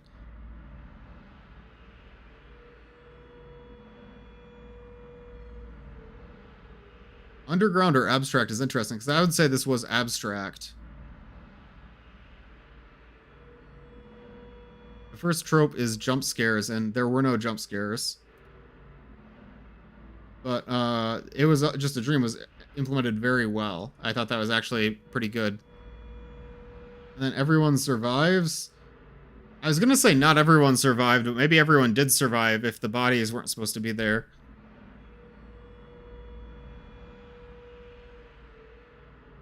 Did everyone survive? I mean, I guess I interpreted the events of what happened as having happened, but maybe they haven't happened yet. Maybe it was a premonition. I don't know. How immersive was the map? I think the Combine environments are really hard to do. So the fact that it was all abstract and it was kind of boxy brought down the level of immersion in the map. Again, it's kind of the pot calling the kettle black, because as we'll see with my map, I suffered a lot from not detailing my environments enough, having unnatural looking displacements in my map. We'll see that in a minute when I do my self review. But I do think that brought down the immersion. The music, the sound, and the voice acting added to the immersion. It definitely had like a mood to it, and I liked the backtracking element as well. So I'm gonna say this has got to be a 6 or a 7 on the immersion scale. What am I feeling like? Gotta go now. Bye. Oh, bye, Boom Donuts. Thanks for joining. Hope you've enjoyed. I'm gonna give it a 7. My favorite thing about this map? Oh boy. So picking one thing is hard. I know that's how I set up these questions, is I want to pick one favorite thing and one least favorite thing. It's really difficult to do, because I want to say my favorite thing was the backtracking element. I thought from a design perspective that was just really interesting. But I don't know if that's actually my favorite thing, because I thought the concept of the Feral Combine is just really cool by itself. So I have to choose, was my favorite thing the Feral Combine and the setting, or was it the backtracking elements in terms of design? I think sometimes the backtracking elements made it awkward, because I didn't always know where to go, and sometimes I did feel kind of scared, like, where do I go? It felt very Metroidvania in that way. So I'm gonna say the concept was my favorite thing. And soldiers having the concept of Combine soldiers having something as a concept, I'm fumbling my words right now, of something going wrong during the process, making Combine soldiers, turning them feral cyber zombies, is a really interesting idea that I have always wanted to explore. It's like the vibe was good. Like, it had that Dead Space vibe that it was going for. I think that... Is that my favorite thing, though? I don't know. I'm gonna break my rule and say 2 things. Okay. So I liked that. I also liked... I liked the Metroidvania element of having to explore the space. And the... felt like openness contributed to the creepy atmosphere. What was my least favorite thing about the map? My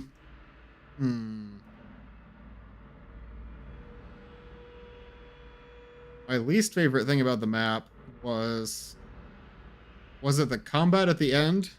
Was it getting lost? Or was it the look of the map? I think my least favorite thing was I had some difficulty with the final encounter. I almost got lost, but I think my least favorite thing about the map was that I didn't fully understand the twist with He-Man at the end. It felt like a great ending that I just didn't understand. Like I was missing some key context. What would I improve? I think there's 3 things I would improve. One,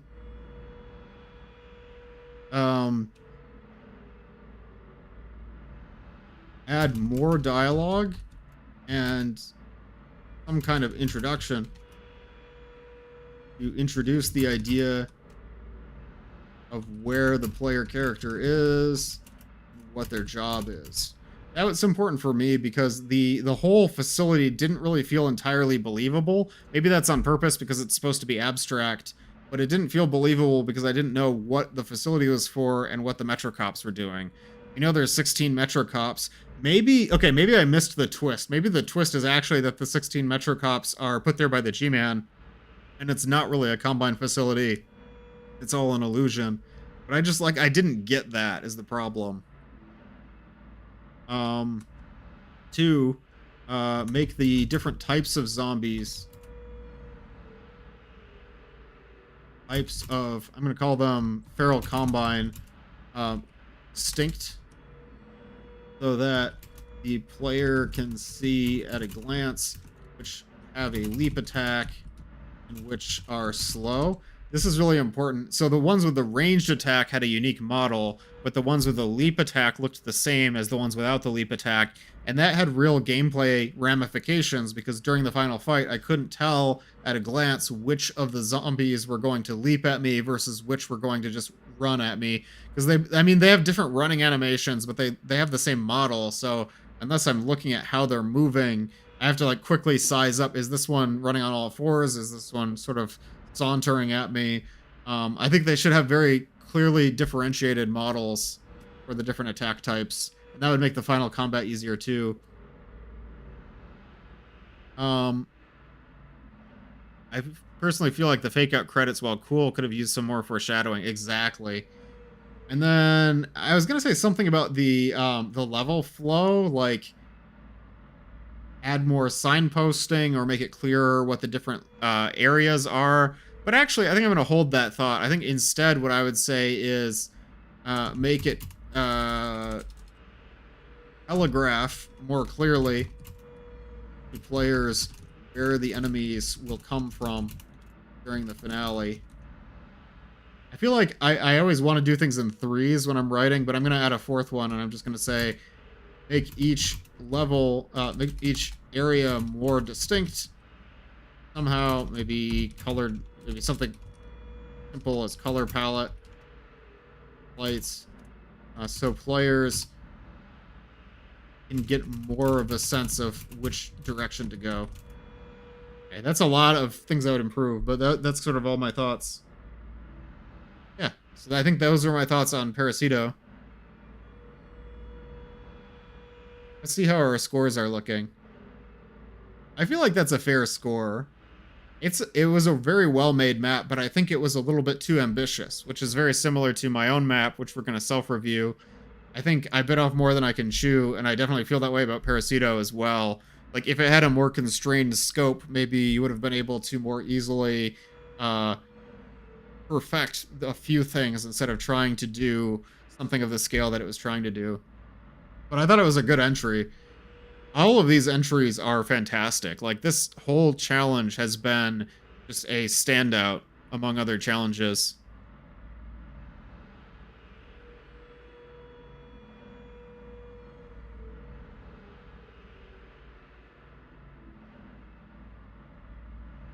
See here. There's one more entry left, and then I'm going to do a self-review of my own entry.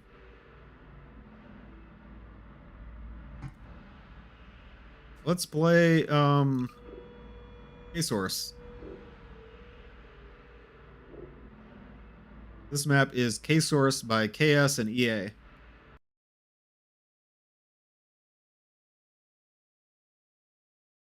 Oh, this looks kind of like a filter over the screen.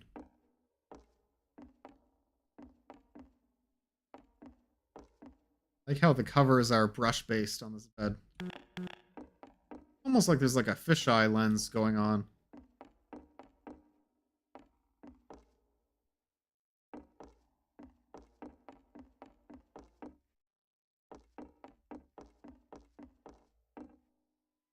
Yeah, I don't like this bathroom.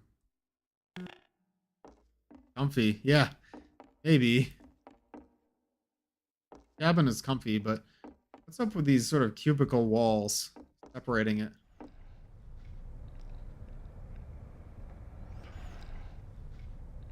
I like that breathing sound.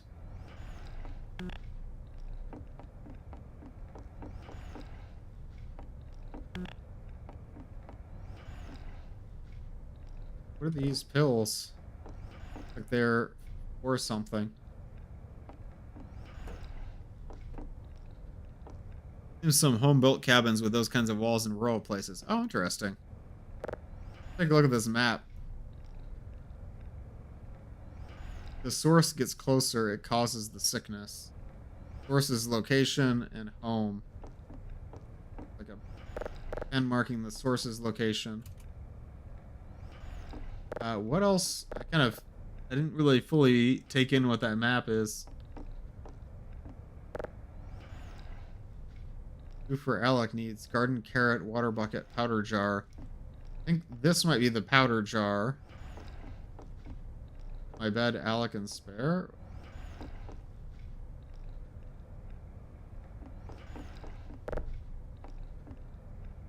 Lock. I don't like that I can unlock and lock the door. Scary. Oh, this must be Alec. Sick Alec. Am I Alec, or is he Alec?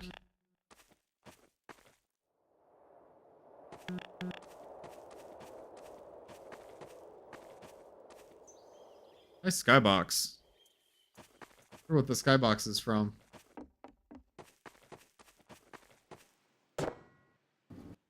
Water. Chat, does this count as a comfy game? Are we playing Stardew Valley?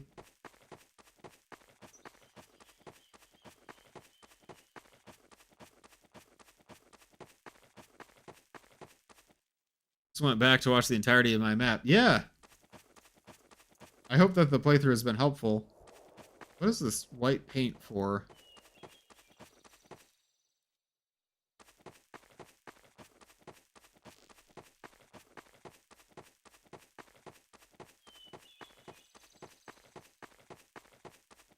I don't see any carrots anywhere. I wanted to mention that the reason the fake ending of Parasito does a save load is actually a hack to remove the END credits. Interesting. Completely impossible to end them prematurely? I didn't know that. That's actually really interesting. Because normally you wouldn't need to end them prematurely. That's like kind of a unique use case.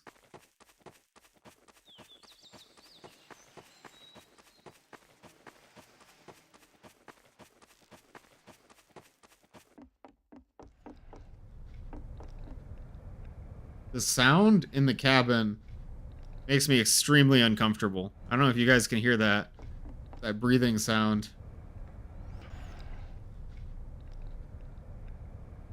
I can't read any of this.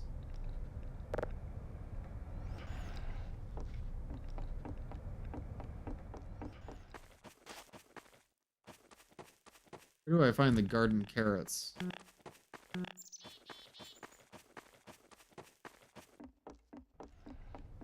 Oh, there's the powder, right? Okay. Ingredient added. Get a bucket of water. Being added. Okay. Where do we find those garden carrots?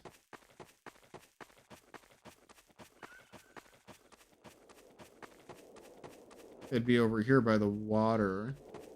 Maybe they're not by the cabin. Looks like where the garden would be.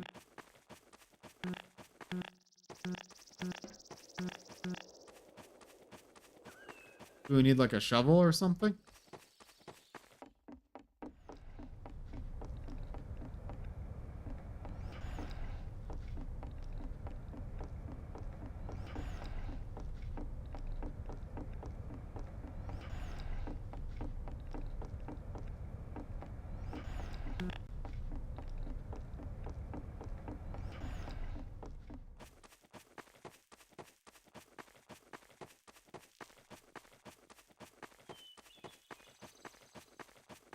Leave the area?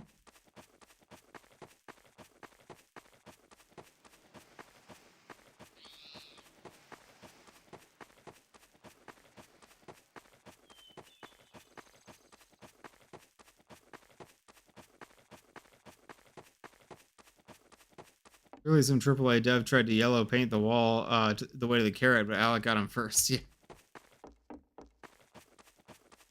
That's not yellow paint, it's white paint. Is this supposed to say like SOS or something? Doesn't look like SOS.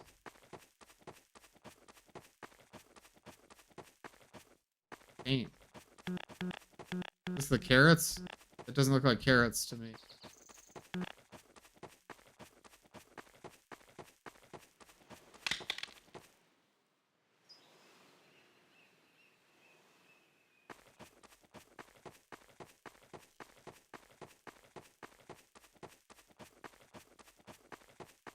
And sun bleached.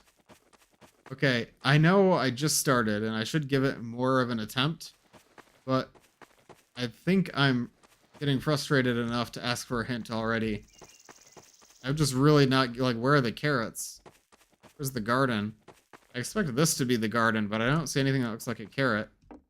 Oh, wait, here it is. It's right here. Never mind. There's a singular loose carrot. Okay. Okay.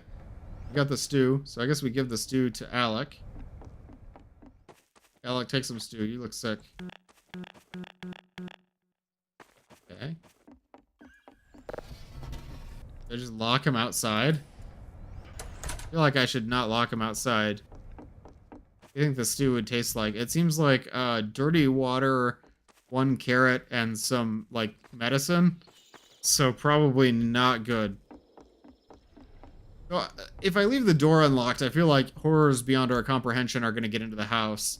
But if I lock the door, Alec is still outside. Like, I know, I feel like mechanically the game isn't treating Alec as being outside, like it won't matter, but I still feel weird locking the door with him outside. I'm probably not going to do that. So I got the stew for Alec. I have to sprinkle powder outside at Valley near fence. Sleep in my bed. Okay. Let's go sprinkle some powder. What did you think this powder is? I am kind of curious about this story at this point. The stew definitely tastes like the 3-day blinding stew. That's what it is. That's what the powder is for. Oh, the powder is the white stuff. So this is a barrier. It's like salt to keep demons out. Is that the idea? That kind of makes sense. Or ghosts. Is it ghosts? Salt is supposed to be magical, right? I can't lock the door on Alec.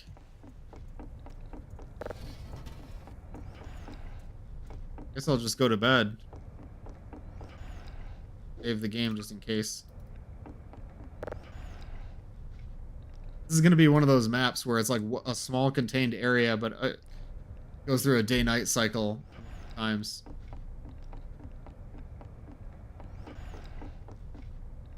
There's Alec. Hi, Alec. Doesn't look like he's doing so good.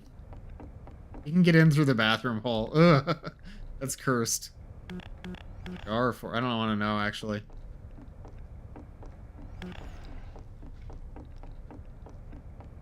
What's the goal today? Update today's map. I see it in my dreams heading towards our home. Not good. Source location. The source is moving closer to home. What is this red one? Is this all the source?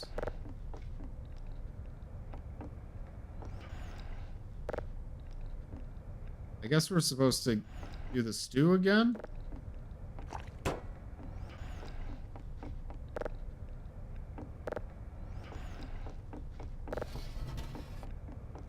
I feel like we're going to be repeating the same action over and over, and things are going to slightly change in the environment.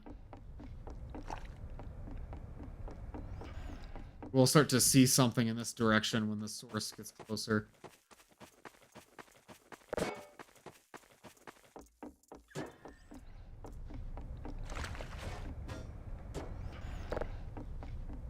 Gotta take the stew to Alec. Alec, drink your 3-day blinding stew. Stew complete.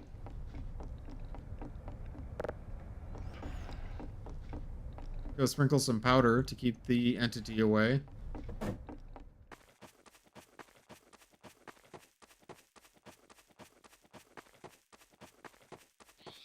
Barrier reinforced. Is there something else I was supposed to do?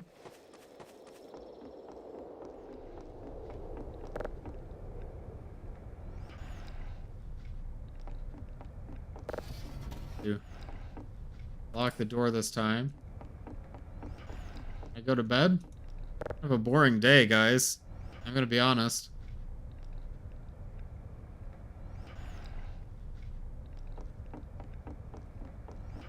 Alec is on the bed now. So far, nothing has really changed. Update today's map. It hides behind the mountain past the valley. How do I know that? We're gonna make our 3-day blinding stew.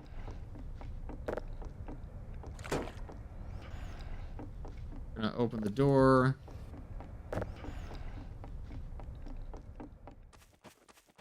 Don't see the mountain. I mean, I think it's supposed to be this way, right? Be like west.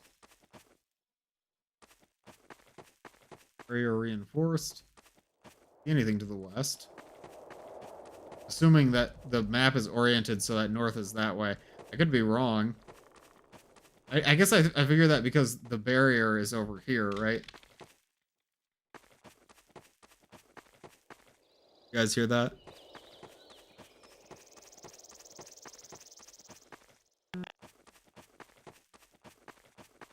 Get a carrot for Alec. Hear that?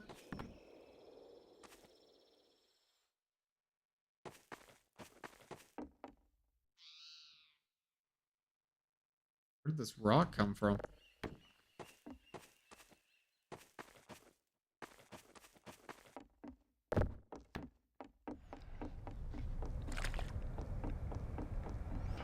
Grab some water.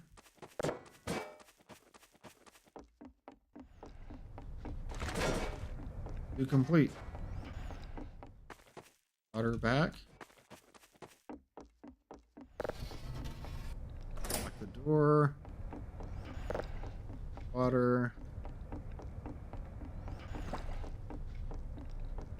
Alec doesn't look so good. I think our day is complete for today. I think that the source is going to be right on our home the next day.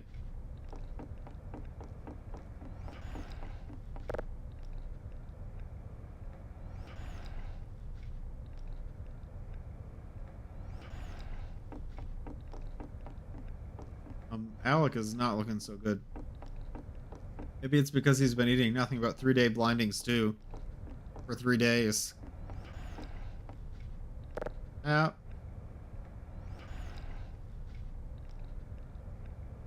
Barrier must stop it. Did I forget the barrier? No, I didn't forget. Barrier will stop the source. Oh, fix the barrier. Stew. barrier. That feels different.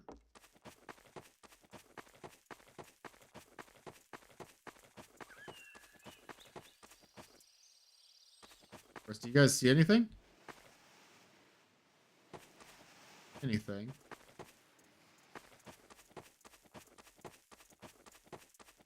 I feel like this wasn't here before.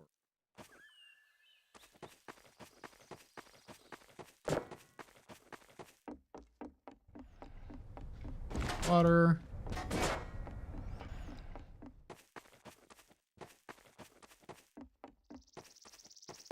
Spooky's about to happen. Predictably. Alec needs to stop collecting rocks. Yeah, exactly. Go ahead and lock that door.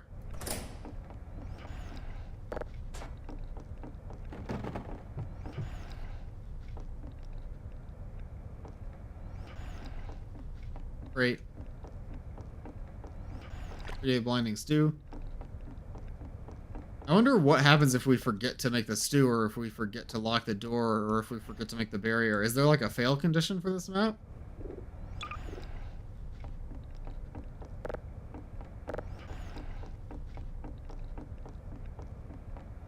I'll go to bed.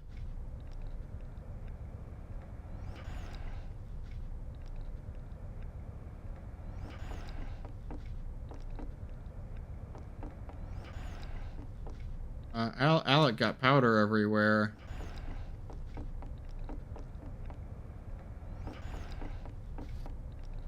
Alec is gone. The ambience in the house makes me very uncomfortable. That's what I said too. That sound is just like, ooh. I do not like it. Oh, I can't make the stew today. Update. Oh. I think Alec already updated the map. Source is coming from inside the house.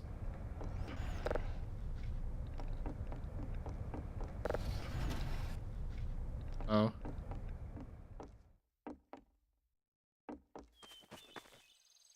Alec?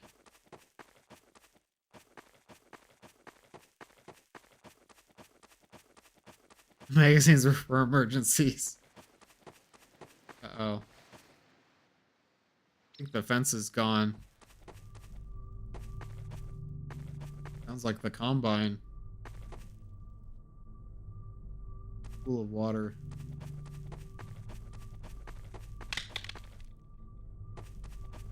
Like this. Getting a bad vibe. Water.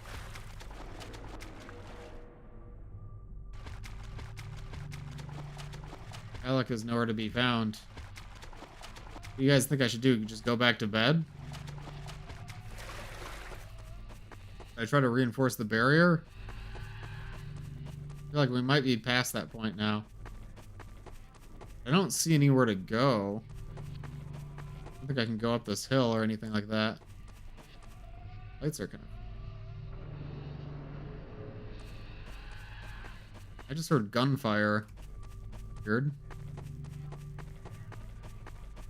Doesn't look like I'm supposed to be over here. Is this actually part of the map? Okay. It is. So I'm going towards where the source was yesterday. Alec? Void and enter home. Oh, I don't like that, actually. I don't like that. I'm gonna go ahead and say that I don't like whatever that is. It's right behind me. I'm not a big fan of that. I think that might have been Alec. Alec, you're sick. It's right behind me. If I can't lock the door in time, it's gonna come in the house with me. Oh, it got me.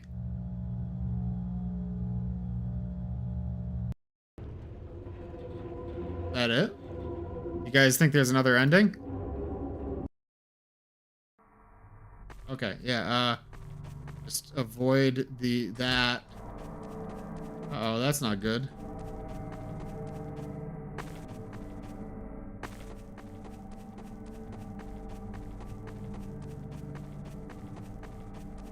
So there were two options when I got to the door. It was like knock or do something else.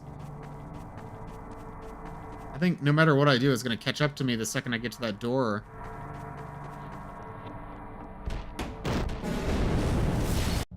I think that you always lose. I don't think there's an option.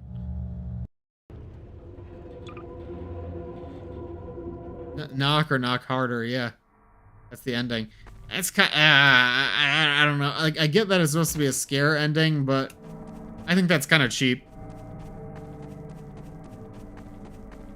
What is this thing that's following me? It's like, it's Alec and he's sideways and there's like a pillar. No. I don't know about that ending. Let's rate it. I'm honestly not a big fan of the format of like do a repetitive thing over and over again and then creepy stuff starts happening.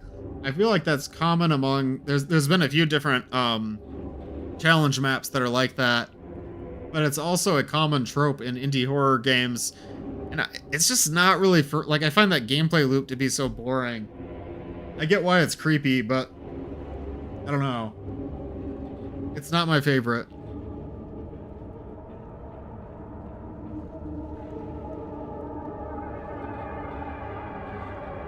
That was K-Source. The materials were good. I thought the cabin was well made. I didn't really feel like the lighting directed me. It was mostly pretty flat lighting from what I remember. I also really didn't like the filter over the screen. Kind of unpleasant to look at. The lighting is fine. I mean, especially these lights are good during the chase scene to direct you back towards the cabin. So I'll give it points for that. Oh, the cabin was cool. I do think that like the skybox, the cabin, it definitely had a creepy feeling to it. There wasn't much of a skybox, and I did feel like the displacements were a little rough. I liked the sound of twigs snapping in the background. Like, that was creepy. There was music at the end, right? During this part. Yeah. More of an ambient sound. It wasn't really music. Was there music at the beginning? I don't really remember. Go with no music.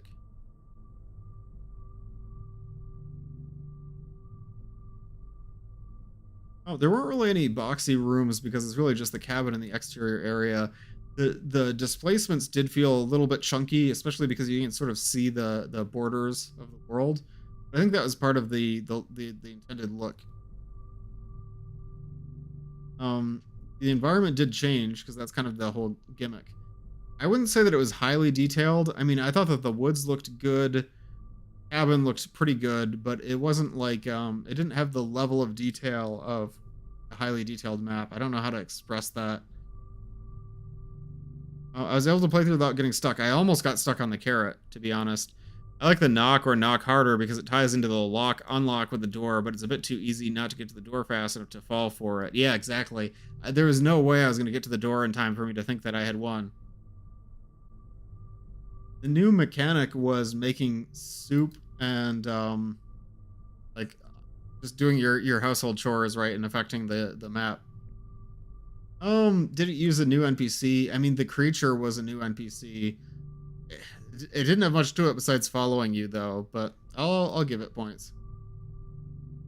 I don't know the protagonist's name. I know that they are someone who lives in a cabin and takes care of a sick person. That's all I know. I think that's enough. I got the vibes of the story.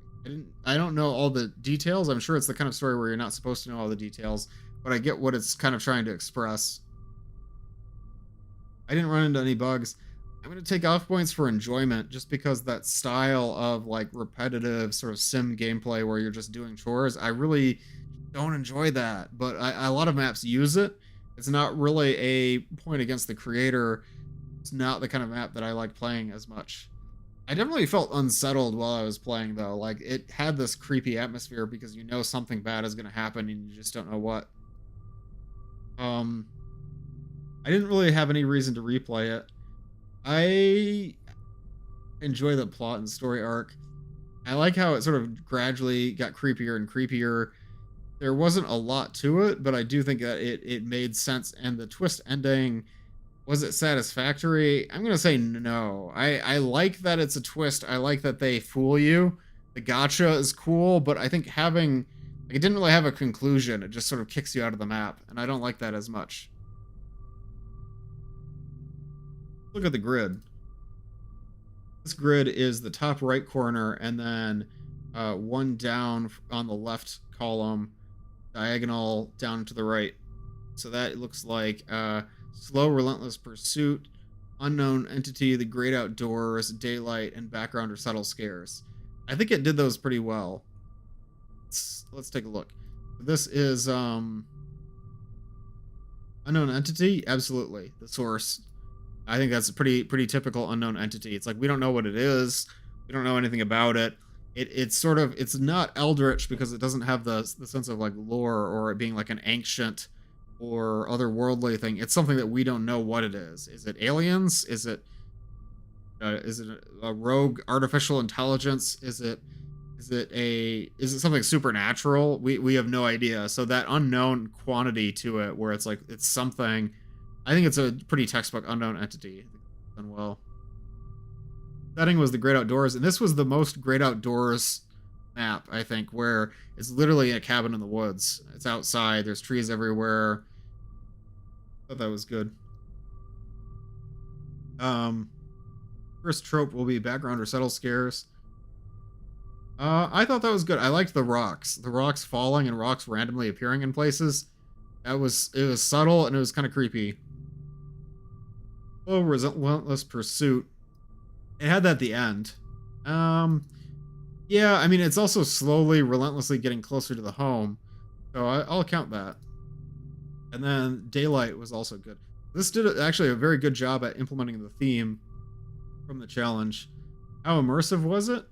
I think I was pretty immersed because it had that slow creeping buildup. I think the immersion was taken away by some of the choices, like there only being one carrot outside that you just sort of stumble over, Alec not reacting to the player at all, and the powder just wasn't very convincing. So it didn't have like a highly immersive quality, but it was immersive generally. I'd say maybe 6 or 7. Go with my favorite thing about the map. I liked the suspense of not knowing what would happen, but noticing the environment slowly become more unsettling as rocks start appearing in random places. My least favorite thing, I think the format of repeatedly doing tasks and then waiting for things to happen differently is a trope in challenge maps and not gameplay that I typically enjoy. I feel like it's unfair because there's a few maps like that I did really like. Like there was one, maybe it was Halloween Horror 1, but there was like there was a map like that I really enjoyed, but I just feel like a lot of maps go for that, and I prefer when maps don't. I like the gameplay to be engaging. I don't like doing to-do lists. Maybe that's more of a personal thing. I do like the monster design at the end. A big complaint I got is the lack of further interactions with Alec. Oh, so it's a complaint you had. I was about to ask, like, are you one of the authors? I don't think. AS and EA, right? What would I improve about this map if given the chance? I think, more interactions with Alec would help, and a longer ending. I think that more interactions with Alec would add immersion. I would also like to see more happen during the ending, even if it's just a background map or something to give an epilogue. My feedback.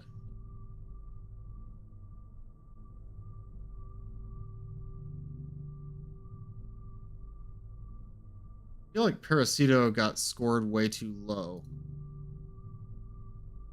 They're like almost the same, and I don't think that's fair. I don't know. Doesn't seem fair to me. I think it's because of the theme usage that balanced those out.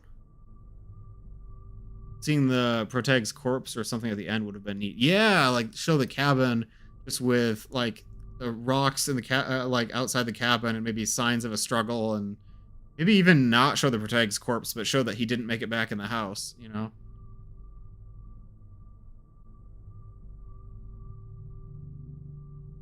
So that is all of the Halloween Horror 7 maps except for my own.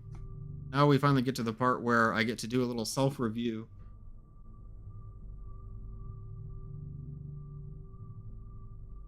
I feel very conflicted about my own map, so we will see.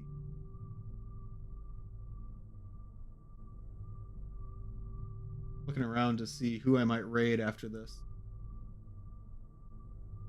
Might not be anyone left to raid, but that's okay.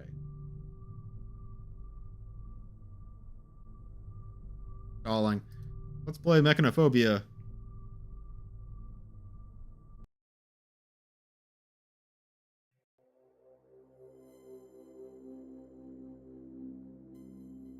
I think this might be too much text. Oh, my webcam is covering the text too. That's bad. I had a lot of trouble with centering the text. I'm using game_text with a custom font. I think I should have probably used a what do you call it? A VGUI text panel in the world and just had a camera pointed at it. I think that's a better way in a post map based world to do text on screen, but I'm still just using game text because I didn't have time to figure out the right settings for doing a more sophisticated way of showing it on the screen. I worry that this is too much text considering that the companion character repeats this as soon as the text ends. So it feels very redundant, but the redundancy was kind of on purpose because I wanted to make sure that players got it, you know? I didn't want any confusion about who you are or why you're here or what you're doing. All right, let's get started. My biggest complaint for Mechanophobia is that one of D's webcam face covered the text the whole time.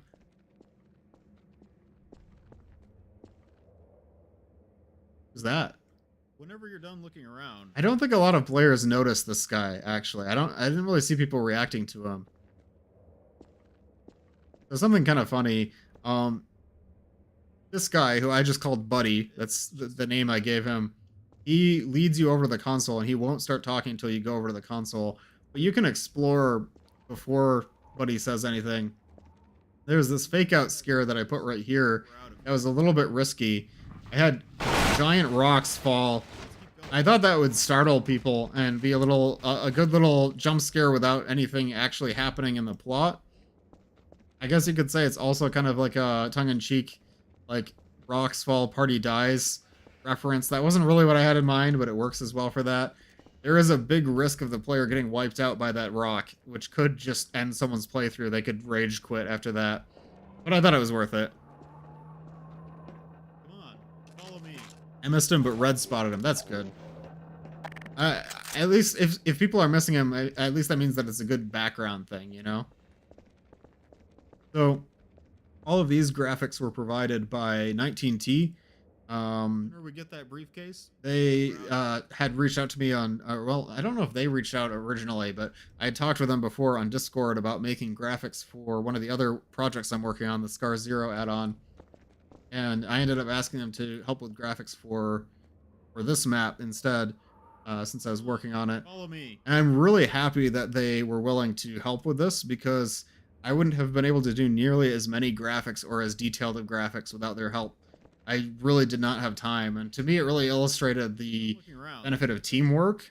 Like, I want to work with more people on MapLab's maps because I think that you can do so much more with a team. It's always a 50-50 for if a player spots subtle background scares. That's why I have a dude peeking around a corner twice in mine. I missed both of them, which is pretty sad. The new administration wants only one thing from Allied Processing. In most streams I watch, people would only get one or the other. I'm sorry. From a major research firm. All we have to do is get in, grab the briefcase, and get out. Then, after we file a report, we'll come back with a full cleanup crew to take care of the mine. They told me if we can get this done, there he goes, let us see our families again. Sound good? So I notice a lot of players immediately when they see this outline, like go in here and they just start like pressing E on the outline. It's not really clear that this is just an outline. It's just a little. I think most people think that this is the briefcase, and it's made worse by the fact that it casts a shadow, which is a bug. Whenever you're done looking around, let's go find that briefcase. Oh, I think I could have done that better, differently.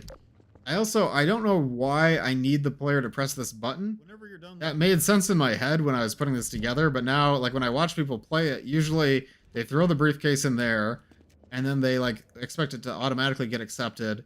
Then they run around in circles, and then finally they press the button, and then they don't know what the button does. Like, this is not communicated very well. I think I could have done that better. The shadow tricked me for a second. Yeah, I should have thought about that differently. I'm not sure how do you represent where a thing should go? I've seen some maps use like a hologram effect. As blocky as some areas are, the new view model stuff in the new corporation name sold it for me. Yeah, that's the kind of stuff that I like working on.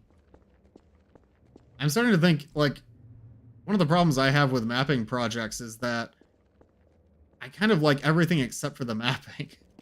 I liked working on assets. I liked working on the NPC behavior for Buddy. I liked working on creating like the world building, the weapons, but the actual mapping itself kind of came last, and that is a shame and kind of shows that, I don't know, I think I work better on a team. The briefcase shaped slot. Yeah, maybe instead of this big empty whatever this is, I should have just had like a little tiny slot for it.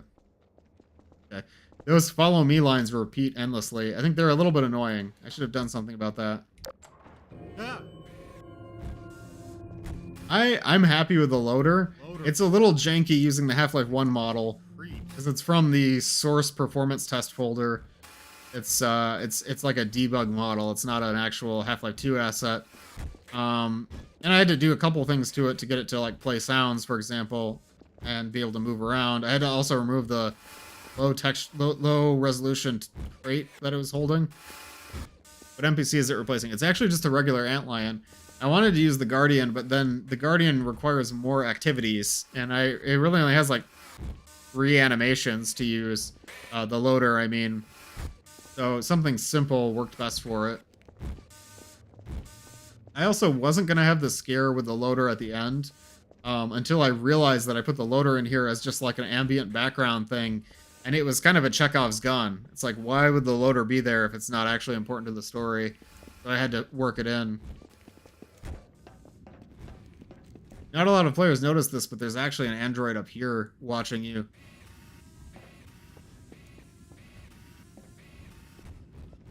Here he goes. Scared me. I think that was a good choice. Yeah, I'm happy with how that turned out.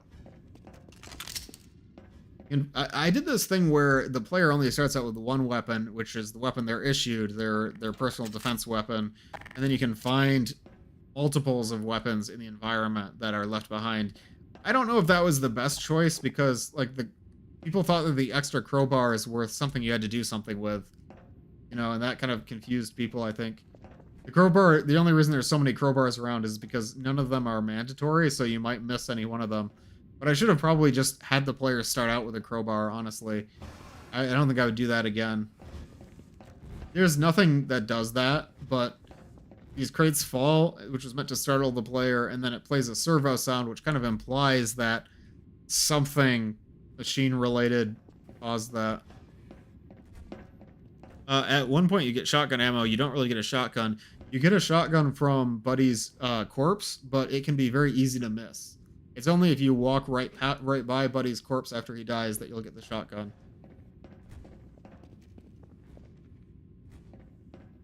I really like all the graphics that 19T did. I think they made the map. They saved it.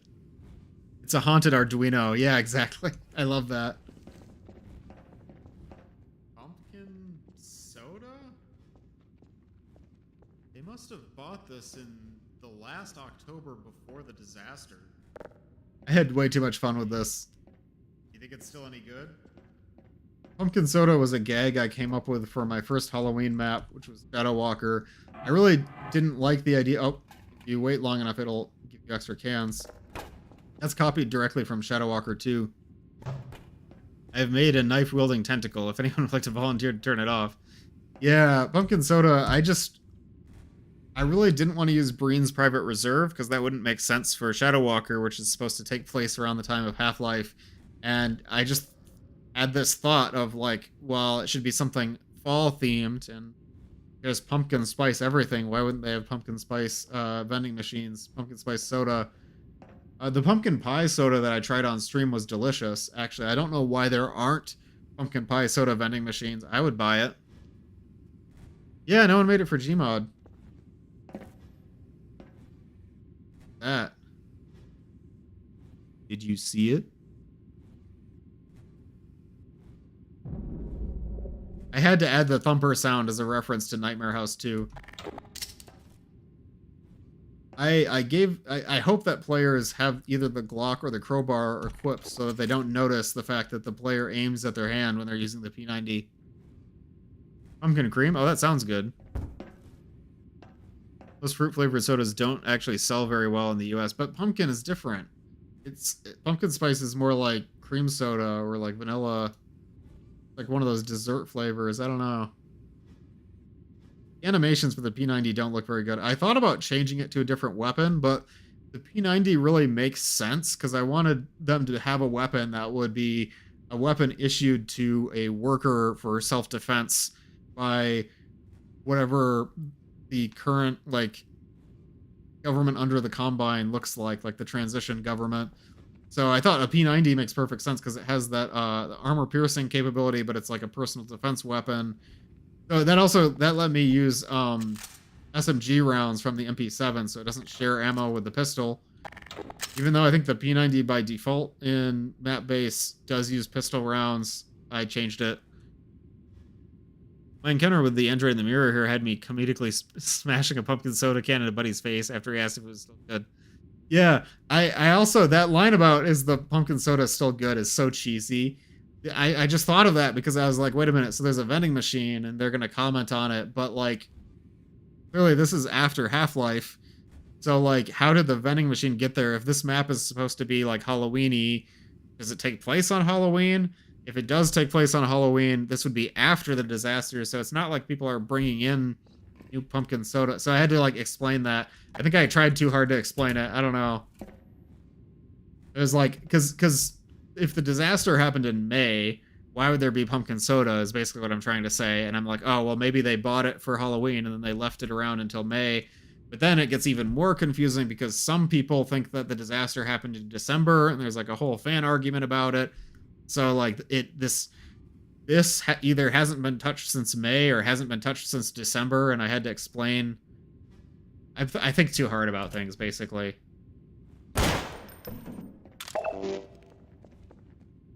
Which gave the scene inadvertently had Repo or Lethal Company energy. This whole map is kind of inspired by Repo and Lethal Company. I mean, you're literally like the workers, like the cleanup crew. You're going in to find high value objects. So it's just like Repo. I think that was kind of a unconscious inspiration for me. That we're using. They bought it in October and they ended up liking it, so they just kept buying more. Yeah, exactly. This is another really... I just realized both of these dialogue scenes are just really weird contrivances for me to explain things that don't make sense. Like, why would there be pumpkin soda if this hasn't been touched since May? I had an awkward dialogue scene to explain that. And then I had another awkward dialogue scene to explain why do the androids wear the same hazmat suits that we wear. The real reason is because I didn't have any better assets. I had no idea what to put the... Because I thought if I gave the androids... like citizen clothes from Half-Life 2, it wouldn't look good. I could try to reskin it to look like a uniform, but it might not look very convincing. But this actually looks like something that they might wear in a mine. So I was like, hey, that kind of makes sense. So I had to like reskin it, but then I couldn't explain like why do the mine people have, the miners have the same suit that the cleanup crew has. So he comments on it and he's like, oh, they use the same hazard suit that we use. I guess this is like, if you don't have the big bucks to buy an HEV suit, you get just a regular old hazard suit. hazmat suit. I think it works in humanizing Buddy. That's good. That's really good because that's what I wanted ultimately. He's not random guy who tells you vague stuff and dies. He is random guy who tells you vague stuff and dies. But I'm glad that I'm glad that he felt better than that. Dollar store hazmat suit, exactly. Somebody in a stream said that this was like an older version of the HEV suit, which is interesting because it is just a regular hazmat suit.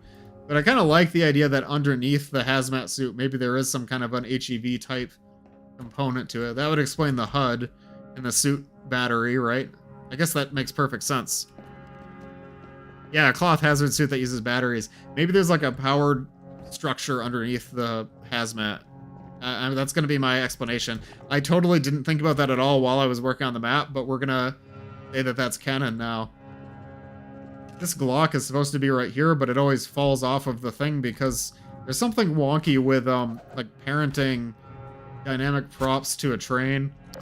I had a lot of trouble with this Acura elevator. There is one guy in opposing force wearing a hazmat suit. You're right. Actually, I guess that might be the same kind of hazmat suit that these guys are wearing. I used the Portal soundtrack. That was 19T's suggestion, but I think it fits really well because of the Android AI theme. I know things have been tough. I think this might be one of 19T's best. It definitely has a creepy vibe to it as a whiteboard. You have a family back home, right? After this mission, you're going to see them. I promise. I really wanted players to feel like Buddy is somebody they could trust, because the whole twist at the end relies on you trusting Buddy and feeling like, you know, he's someone you would feel like safe around is the point, so that when the androids mimic him, you're caught off guard. So I tried to humanize him a little bit. I think maybe it backfired a little bit. Hey, let's be ready. It might have backfired a little bit because it almost sounds less like he's like being sympathetic and more like he's being like a useful idiot for the Combine. That wasn't really my intent, but I think that works just as well for the story because it's kind of it's a story about this Allied Processing Corporation that doesn't care, and the Combine is kind of the same thing as what Allied Processing is. It's all like organizations that don't care about people. So I think that inadvertently works with the theme just as well as what I was going for.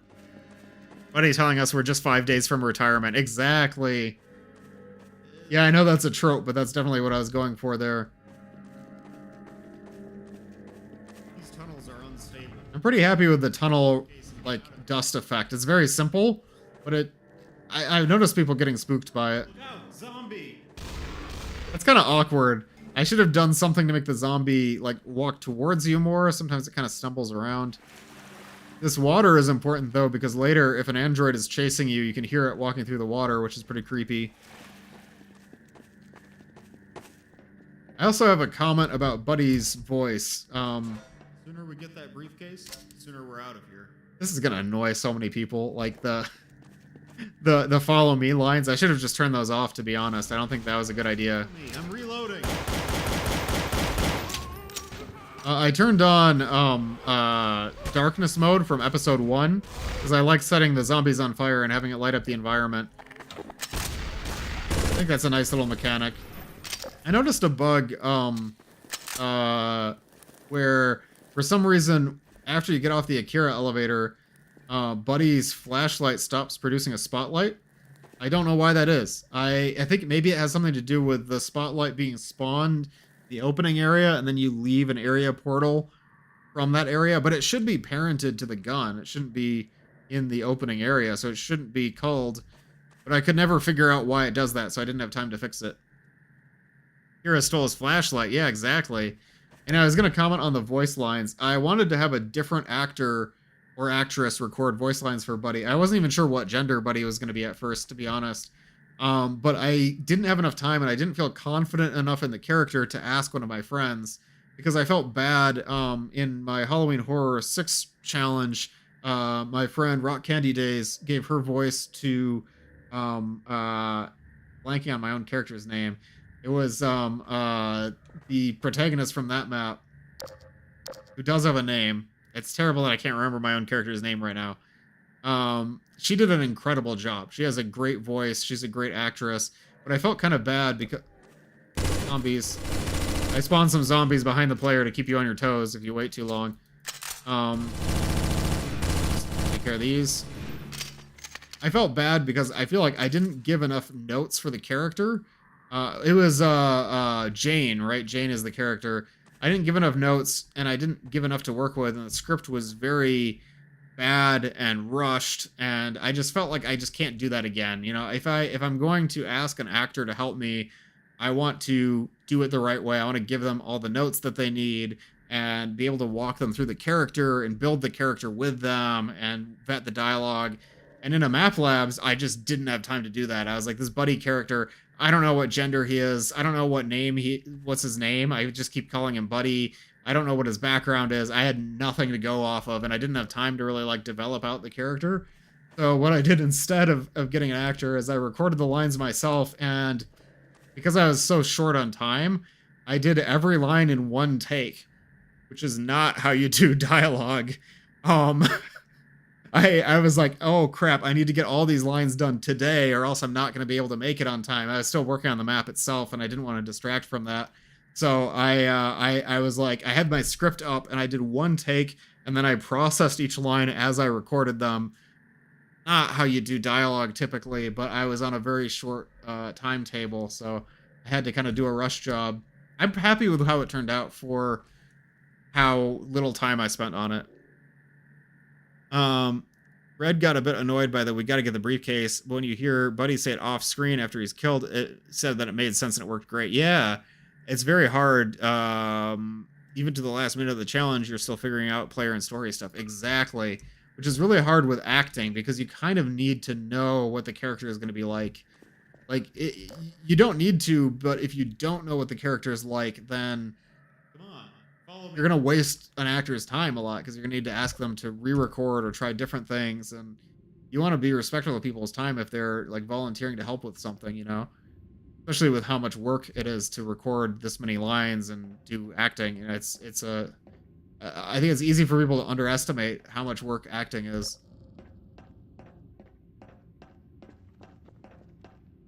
I'm pretty happy with this scare that's about to happen.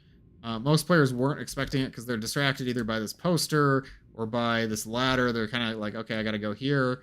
And then we get, boom, big dramatic zombie bursting through the wall. And there's a projected texture that casts shadows from it too, although it's a little dim. I don't know if the projected texture is super noticeable, but I do like you can just barely see this zombie is casting a dynamic shadow. One comment that I got a lot is that this map needs more combat so that you can actually use the ammo that you're given. And I totally agree. I think that it's a little bit of a waste. I don't have enough combat encounters, not enough enemies.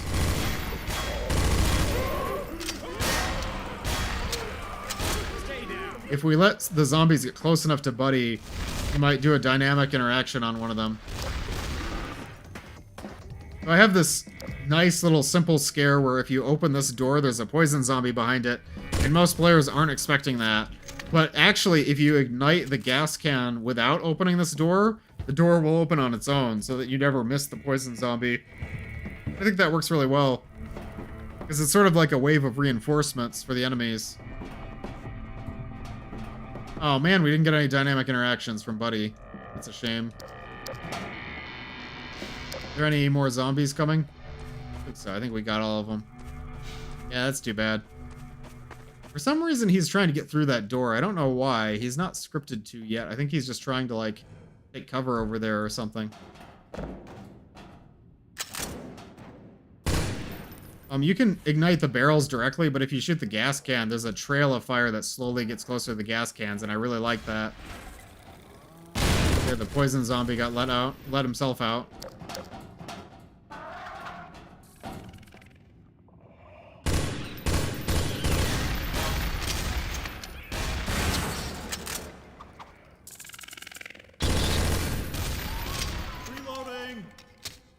I had a lot of fun making response lines for Buddy. That's like one of my favorite things with NPCs. I didn't have enough time to really come up with a lot of responses, so he only has a couple. It's like reloading, enemy down, I see a zombie, I see a head crab.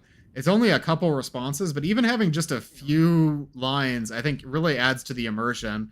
I think when players see an NPC noticing something in the environment and reacting to it, it just triggers this response of like, oh, that's a real character. That character is actually part of the environment. They're doing stuff. And there's something really magical about that to me. So even though I could only do a couple responses, I still wanted to do them. So we're out of here. A few people got stuck with having to shoot the barrel behind the door. Yeah, I noticed that. I've been commenting on how I made this so much that I haven't really talked about feedback. This is not clear. Players did not know that they had to go up here and then shoot the thing. That was not clear to anybody. That's something I need to work on. This is the most ham-fisted dialogue ever. To open that door. Do you think you can find it? I think we need to get into this room to open that door. Like, what was I thinking, guys? Ridiculous. Do not be afraid. Our helpful androids are integral to the continuing success of our company and the very backbone of Allied processing. 19T really hit it out of the park with these. I think that kind of saved the map. I wasn't feeling very good about it, but once I saw these graphics, it kind of gave a reason to the map. It's like, this is a whole world that we're building, and it made me feel a lot more excited to work on it. Giver! I liked that part once I got it. I'm glad you... I really thought that you weren't enjoying this part. So it makes me happy to hear you say that. I said earlier that the other whiteboard was 19T's best. I think this is actually the best. It's subtle, it's creepy, it's got the creepy drawings. Although I didn't notice that it said to do take a dump until after it was too late. So there is that. I do think maybe I should have vetted these textures a little more. If I had really been critical about it, I would have been like, hey, don't have a sticky note that says take a dump. I don't want that in my map, actually. But, I don't know, maybe you guys think it's funny.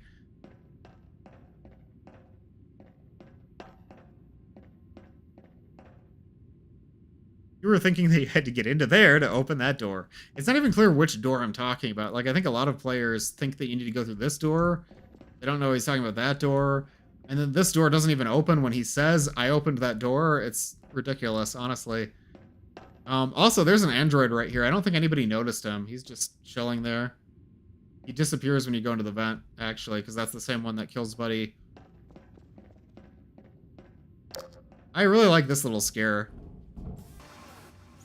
I never offer any explanation for why there's a tiny loader. What is the tiny loader for? What does it do? It would have been cool if I could have made it like a head crab type enemy that jumps at you, but I never really intended to do that. It's more of just a suggestion that there's other threats in Allied processing that we don't even get to see. Also, there's this failsafe trigger where if you step here, and you go back, Buddy, oh, he's already there, but he will teleport here. So even if you leave him behind or he gets stuck on something, he'll teleport while he's out of sight so that you don't get stuck. That saved a couple playthroughs because I noticed he did get stuck. I should have had like a music sting here or something. This room is pretty pathetic. I'm not sure, like, should the bodies be skeletons or should they be corpses? I kind of didn't make up my mind. Not really, like, how did the androids kill these people? Did they incinerate them? Did they peel all of their flesh off? Like, it doesn't make sense. It's creepy, I guess. So I use the Left 4 Dead assets.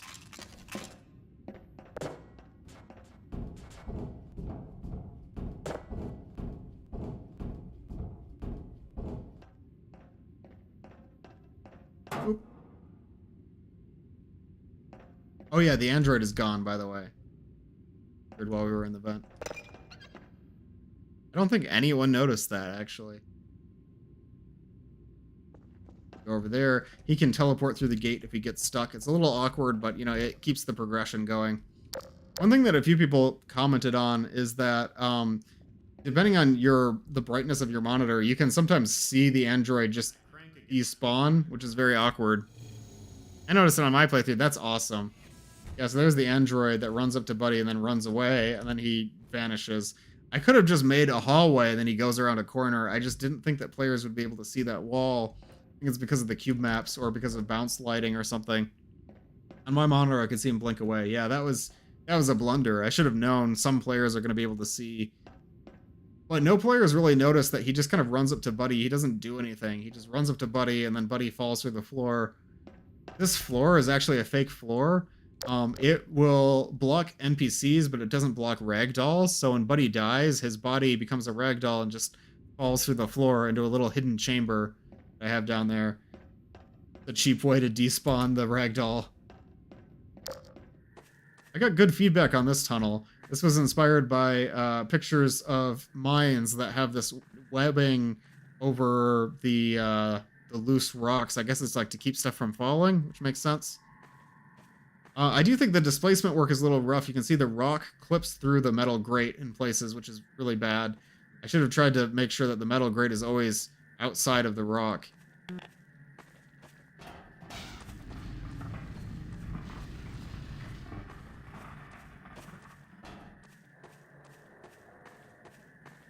I can't wait to roast my own map in the review. It'll be fun. I think this area is a blunder, honestly. Like, I kind of intended this to be a big, open, non-linear area where you could explore and find different things. But then I ran out of time to actually do that. So it's actually just two little trailers. They don't even look like trailers. They just look like rectangles. This room shouldn't exist. It should have been maybe like a hallway with two connecting rooms. It's just way too big because I thought I would be able to do more with it than I could.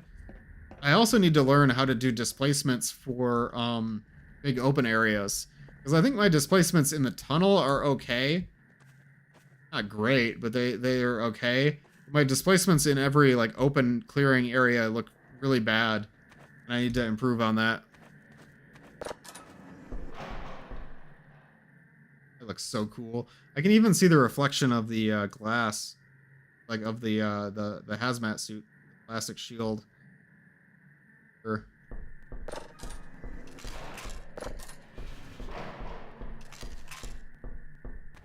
I think I did something wrong with the windows. They don't actually break properly. I don't know what I did wrong.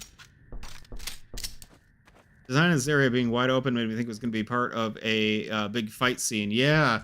That would have been cool. This is more supposed to be the quiet part, because this is what, it was supposed to be the isolation part of the grid, where you get isolated from Buddy and you're all alone, but you think maybe there's someone around. Cave holes make it look like something's gonna fly in, like antlions. Yeah, I really just needed a way out that the player couldn't access. I think what helped me a lot with the displacements is doing it all in little cubes to get the ramps, cliffs, and dips in place before doing any actual displacement work. Yeah, that's kind of what Breadman does, and that's where I got my ideas from. Breadman did a video on how to do displacements, and I think I followed that really well for tunnels, but I didn't... My open areas don't look good yet. Going through the episode 2 maps and turning off the displacements, you can see how they used base brushes. Yeah, that was exactly how Breadman went about it, too.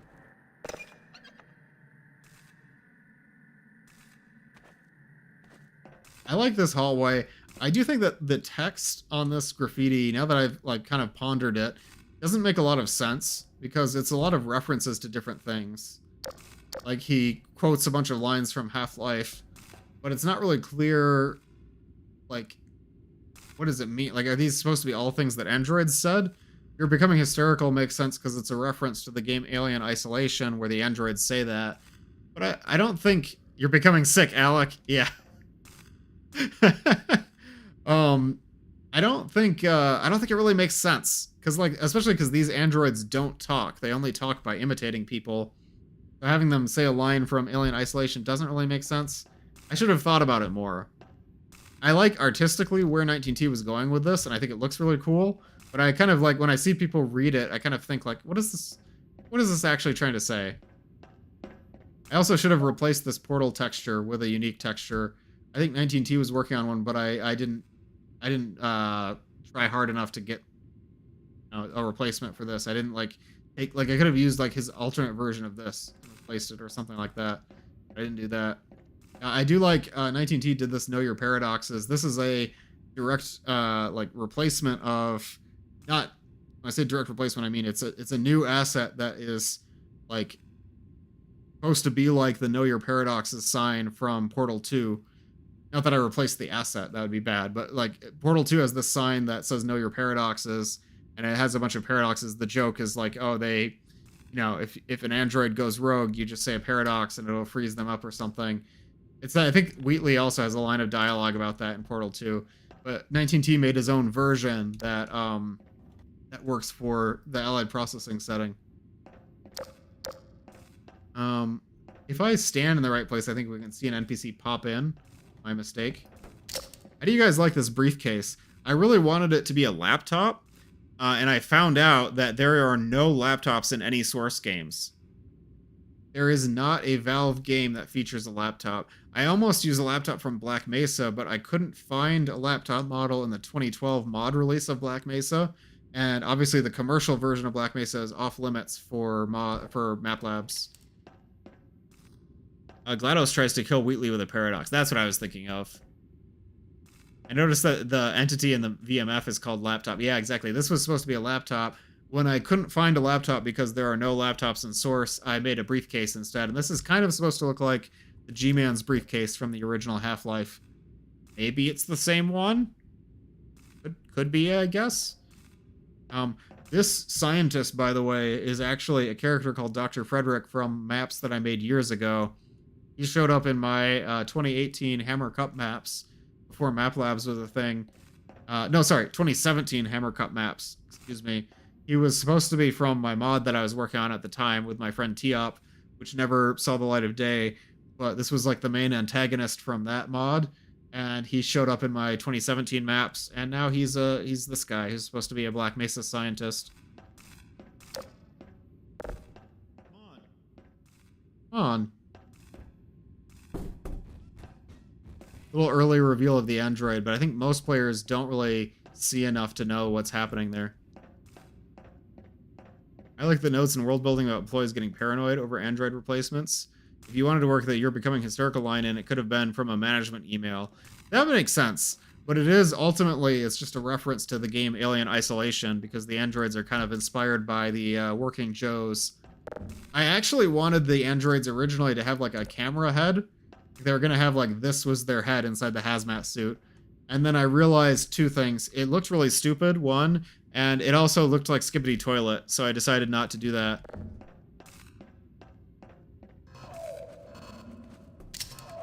This sound really creeps me out. It's from the mines in episode 2. It's the alarm when the antlions are coming. But I think in this context, it seems really creepy and menacing. I noticed for a lot of players, they can't really hear his voice, but they see the subtitles. I'm not sure if that's good or bad. Skibidi Toilet ruining the concept of a camera-headed robot for years. Yeah, exactly. There's also a hidden SG 550 in here. That's my favorite Counter-Strike gun.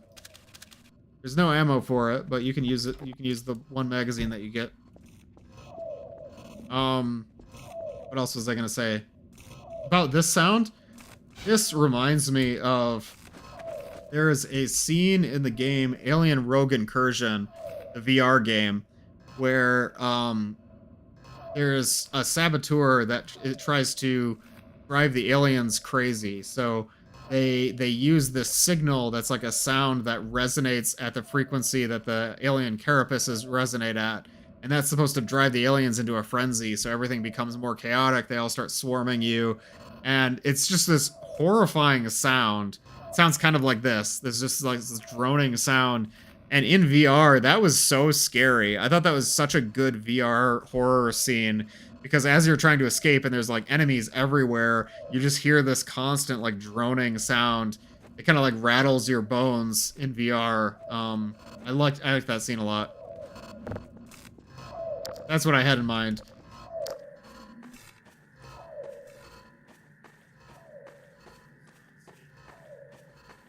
I don't know to what extent the androids know the meaning of the words that they're saying. Because, like, I made the response dialogue for the androids just say random lines. So they're just imitating things that Buddy would say. They don't actually mean anything. But, like, he comments on the tunnels in the tunnel. So maybe the androids do kind of know what he is saying. I don't know. You figured you would get locked into the area. The problem is that wouldn't be scary. Oh, I missed the jump scare. Not many players noticed it, but I had a guy peeking. I really like having NPCs peeking around corners. It's super creepy. Nothing is ever going to be the same. The vibe that I get from that line in this tunnel, not seeing Buddy, is like in the movie Annihilation, when Natalie Portman finds Ventress. Don't remember the character's name, sorry. But when Ventress is like looking away from Natalie Portman's character, but is like camera can see her and she's clearly not herself. That's the vibe that I get. I'm hit. I don't know how effective this scare was. It feels a little lame to me, but I think it worked for some players, and that's good. That's enough. As long as somebody thought it was spooky. Come on. After this mission, you're going to see them. I promise. So this android will actually respawn. He respawns over in this closet, and if you kill him over here, you can totally see him respawn, which is a problem. Thankfully, that hasn't happened to any players yet. You can also get the shotgun over here. Buddy's shotgun. A few entries this year had corner peekers. Yeah. I wonder which other entries had corner peekers.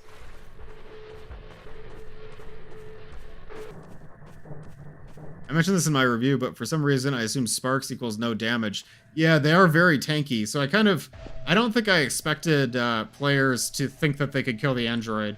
I kind of left it up to the player, like, do you think you can kill the android? Maybe you think you have to run away. That's okay if you do. I just wanted it to be spooky.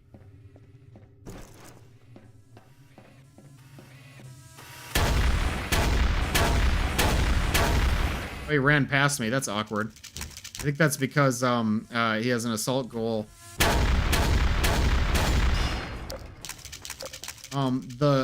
These pickaxes are actually stun sticks. You can pick them up, which doesn't really work. Crowbar back. Yeah, I wanted to have the melee weapon be a pickaxe, but I couldn't make a view model fast enough. I'm not very good with Blender. I want to learn Blender. Hi, Coded. What do you mean you got pocket malware? What does that mean? Should I be concerned, Coded?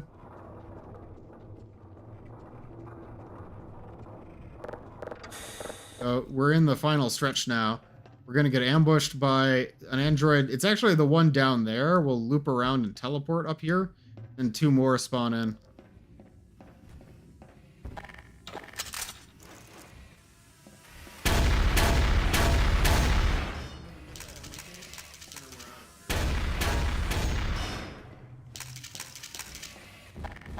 I'll use the SG-552.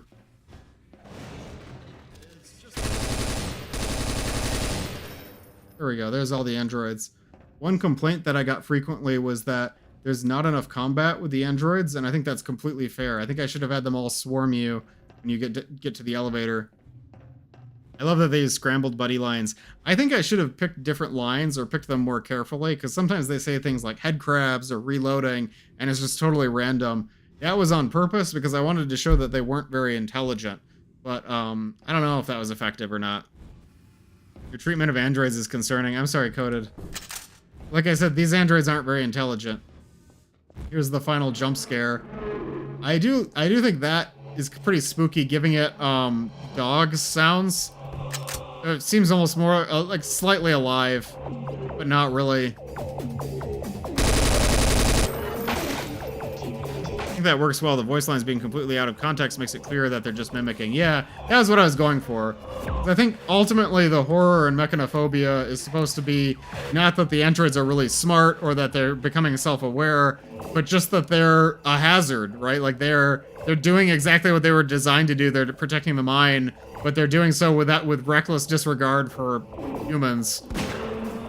They're malfunctioning machinery. Because Mechanophobia is the fear of heavy machinery, not the fear of androids. I do think I should have had more like hazards that had to do with heavy machinery. Like have a puzzle where you have to use a forklift or something. That would have been on theme. I like that the loader can follow you all the way onto the elevator. Can I send him down on the elevator? Maybe I can. I'll probably go with him though. It'd be kind of awkward. I tried this. What happens if I go down with the loader?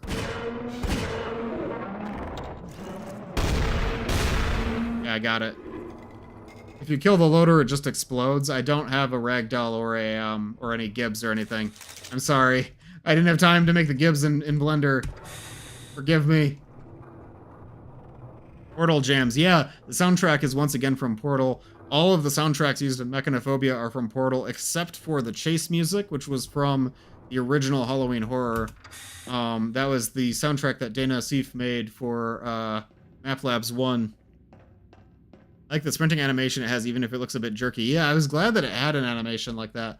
It actually kind of startled me because when it's when that model is assigned to an antlion, it makes that animation every time it runs, and I didn't know that it had like different running and walking animations. So now all we have to do is leave. I thought about having an ending where you get knocked out by the loader and the androids take your hazmat suit and they go up the elevator instead of you with the briefcase. I think that might have been a better ending. That has like a twist. This ending is really lame. It just looks like it just snaps from some pre-programmed loader AI to some guard dog-esque programming. Exactly. That was what I hoped for. That was the intention. Hi, Boom Donuts. We just finished Mechanophobia.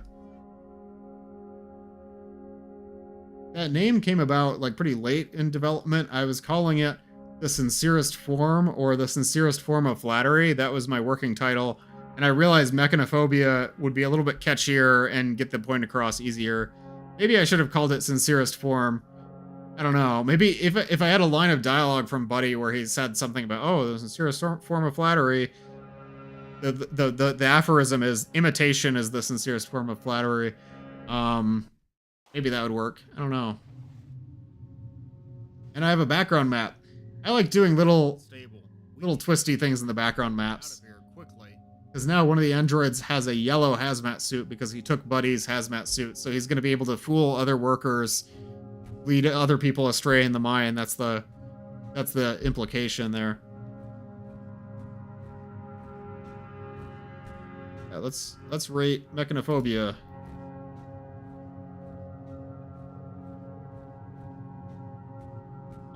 I think the materials were pretty good. I don't think I had any major issues with like texture scaling or like using materials that repeated too much. I used the outdoor materials are mostly from Dust in Counter-Strike. I used some Portal textures. I used just some metal textures. That's fine. I'm happy with the way that I used lighting. The tunnels are dark, but you're meant to use your flashlight, and Buddy has a flashlight.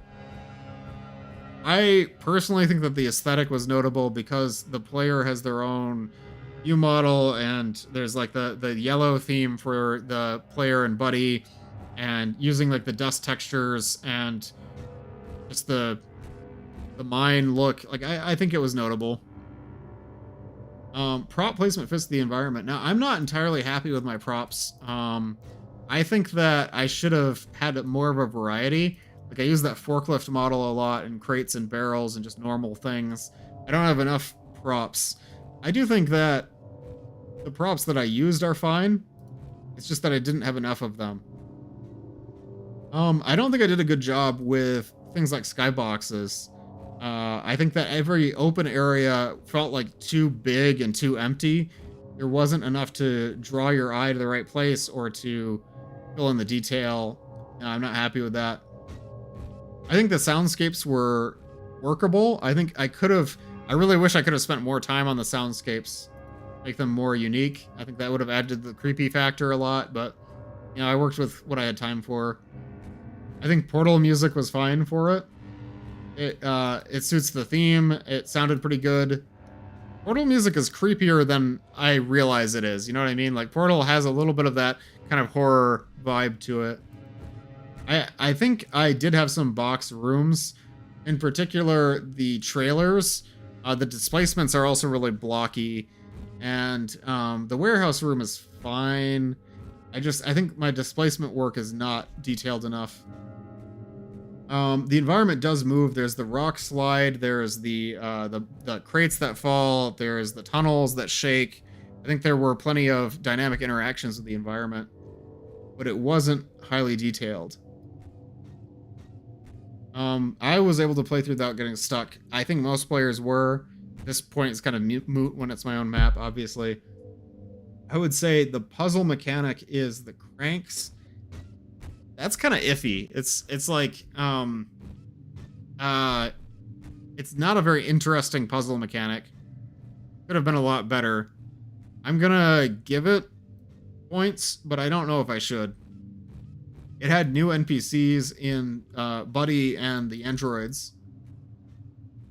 I think that I explained who the protagonist is well enough. Even though the protagonist doesn't have a name, they aren't really given a bespoke personality, but they are a hazmat worker. Reloading. That's explained well enough. Shut up, android. I think I explained the story well enough, honestly. Like, I think most people understood the idea of allied processing. Most people understood the background of why you're there. Most people understood what happened with the androids. There were some minor bugs. I think for some players, they had Buddy get stuck, and that was a pretty serious bug. But I think that's an uncommon bug. I think that players enjoyed it. I don't know if they actually did. I hope that they did, and I hope that they felt sort of creeped out by the android reveal. Got one. I don't know if it has any replay value. It has hidden weapons, but the map is so small and you don't really have any places to use the hidden weapons, so I don't think there's much reason for players to go back and play it again. I hope players enjoyed the plot and the story arc, but I don't know if they did. I'm not satisfied with the conclusion. I think just you escape is pretty lame. I think there could have been something better with that. Let's rate my own theme. So I did monster, creepy drawings, isolation, daylight, and underground or abstract. I think the monster... Do robots count as monsters, chat? I don't know. I thought about that while I was making it. I'm like, it's not really a monster, but I think it's a monster in the sense of like a movie monster. And it's definitely more in the monster category than any of the other categories, you know? Like, it's not a slasher. I guess it could be a slasher, but it's mostly a monster in the sense that it's not human and it's a hostile threat. So I think that counts. Setting is underground or abstract. It's underground. I didn't really use abstract enough. You get maybe a little bit of that from some of the buildings, but mostly I was going for underground. Creepy drawings. 19T saved this grid square. If I had done this by myself, there would have been like one creepy drawing, and I think I would have not gotten that part of the theme. But I think 19T's graphic design really added a lot to the map and made the creepy drawings a central part of it. Because it's not just like the literal creepy drawings. There's the whiteboards. There's like 2 whiteboards and there's some graffiti where there's literal creepy drawings. But I also think the infographics themselves are kind of creepy, where Allied Processing is telling its workers, oh, don't worry that we're monitoring you. It's for your own good. It's for your safety. Work with the androids, help them learn. That's how, you know, we're going to improve. That is creepy by itself, and I think that's good. Isolation, I don't think I used it enough. Because my idea was that Buddy is actually an example of isolation, because even though that's the opposite of isolation, having a companion who helps you, when you lose Buddy, the absence of Buddy is supposed to be the isolation. But I don't think you spend enough time without him for that to really count. I did use daylight, though, for what it's worth. Anything not human is a monster? In the sense of this context, yeah. If we're making a map about something that attacks you and chases you, and it's not human, I would say that's a monster, as opposed to like a slasher would be like a murderer or like a person with a weapon that tries to kill you. On a scale of 1 to 10, how immersive would I say it is?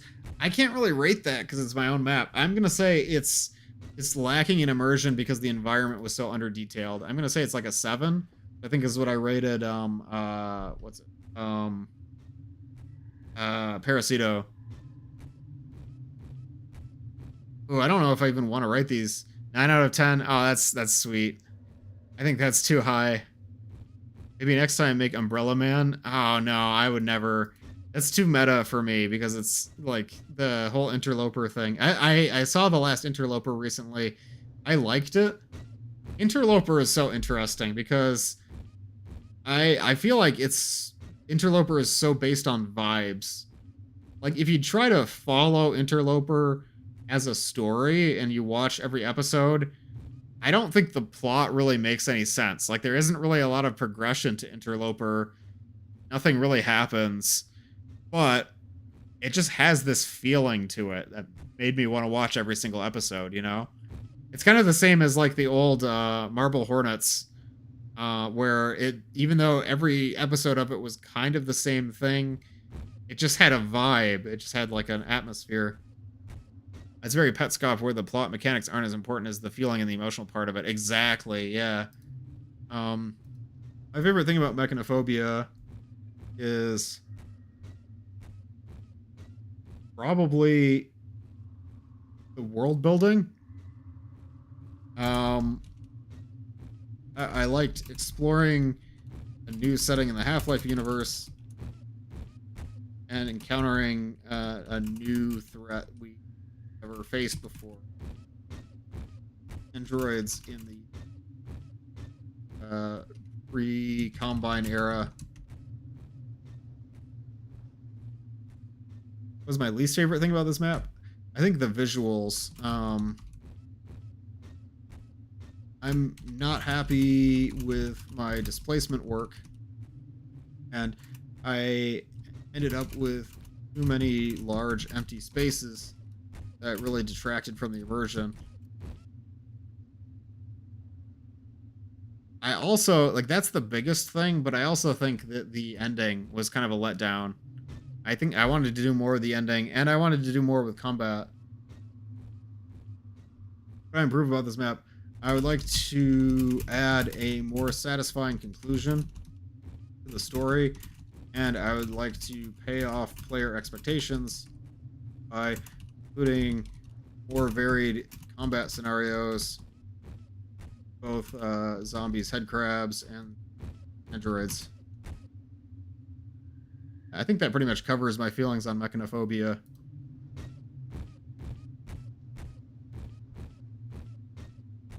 So that ended up as a 79. I think that makes sense for what it is. Let me go ahead and like sort this by the weighted average. So based on these scores, we've got Outbreak has 97 points. Hi, Ro. Welcome. Wait, what did Coded say? Oh, yeah. Coded was talking about robots being monsters. What a Map Labs. Yeah, this has been an incredible challenge. Like, I feel like the bar has been raised for what Map Labs can be. Every entry felt like it had a unique voice and feeling. I think that the Map Base 8 protagonist system helped.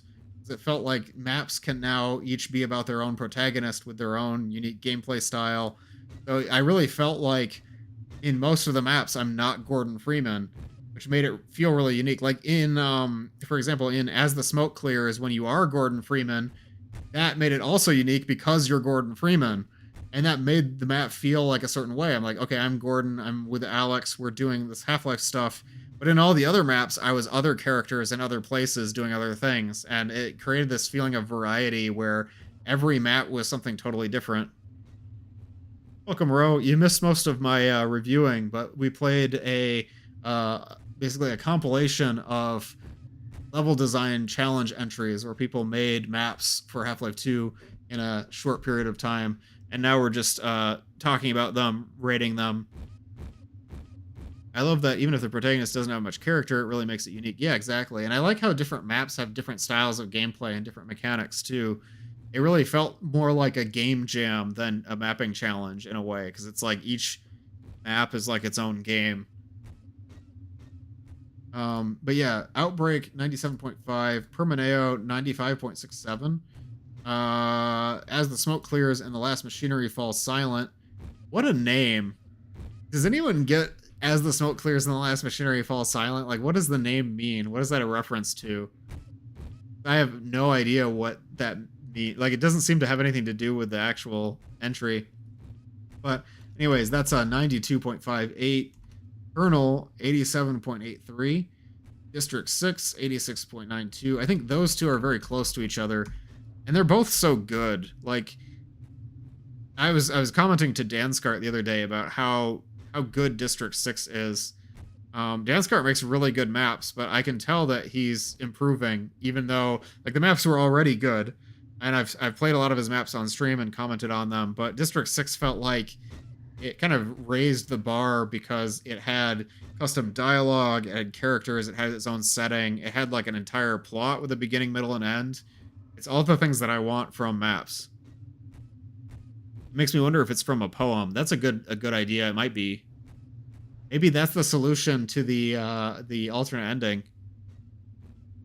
It's talking about the mine, but also the car. Oh yeah, because as the smoke clears and the last machinery falls silent is like the car stopping outside of the mine, but it's also about the mine itself because the machinery stopped because the combine faded 20 years ago. I think it kind of makes sense. Jews maps always have long title names. It's always so funny because the titles get cut off and then we can't actually read what they are. I rated Mechanophobia after District 6 and before A-Source and Parasito. I don't know if I really feel that way about it, to be honest. I think I would rate, subjectively, I would rate Parasito higher than Mechanophobia, but not K-Source. K-Source seems like it has a higher score than it should. I don't know why that is, because I rated it down in a lot of categories, but it seems like it's still kind of won out. I think it's because the theme category got bonus points for hitting all of the themes perfectly. That kind of makes sense. So I got a big bump from following the theme. None of these maps were bad, I have to emphasize. I think rating them against each other has the problem of sounding too competitive or sounding like it's a competition, like there has to be one winner or that one is better than the other. I think all of these maps are really unique and do their own thing, and I really appreciate that. I'm mostly ranking them for my own edification to understand like what things I want to do more of and what things I want to see more of. Google doesn't help. It gave me some unrelated song that has none of the title in it. Must be original then. So after Mechanophobia, I had K-Source and Parasito are about the same score. I really feel like Parasito should have been scored higher than K-Source. Parasito is such an ambitious map. Like, it does so many... It's non-linear. It has new enemies, new mechanics. It was a really ambitious map, but I think that hurt it a little bit because it felt a little empty, and then it had some difficulty issues at the end where the final fight was very hard, even on normal. Eldritch Caverns at 67.33. Eldritch Caverns was good. It was like short and sweet. With a lot of the maps, I said that they needed more context, and that's a good example because Eldritch Caverns is about Gordon, but it's not really clear why you're there or what you're doing. Sunny Patch Grove was really unique. I liked the analog horror vibe. Shadow Waltz was fun. I especially liked the titular ending scene where the waltz plays and you have to fight all the Shadow Walkers. Vacation is, the continuation of my project Company Values, so we might be seeing more of Company Values in the future now thanks to Vacation. And then Sleeping Angel, I rated as the last map, but I think that was a little bit biased because it has to do with, similar to K-Source, the gameplay loop I think is just not for me. But it is an entire Five Nights at Freddy's clone made in map base, so I think that deserves special recognition on its own. I think I should have more categories for things like if a map is a complete remake of a game outside of Half-Life 2, that should give it extra points, even if it suffers in other categories. Because I felt that way about the Arrowhead campaign, too. That was the flight simulator map. it had a lot of problems, but the fact that it's a flight simulator is deserving of recognition on its own. And similarly with Sleeping Angel, the fact that it's a Five Nights at Freddy's clone deserves recognition on its own, no matter how I rank the rest of the map. What a challenge, guys. That was an incredible set of maps. I really can't believe it, and it makes me excited for what the Map Labs community is going to do next. I've heard there's going to be another Map Labs in January, and I might have an idea of other stuff that could be coming up in the future. That's all I'm going to say. But I'm excited for where the community goes after this. We have the gentle sounds of an android stomping around in the background. Maybe before I end stream, I should try and get the alternate ending to As the Smoke Clears. I'm a little bit dubious about that.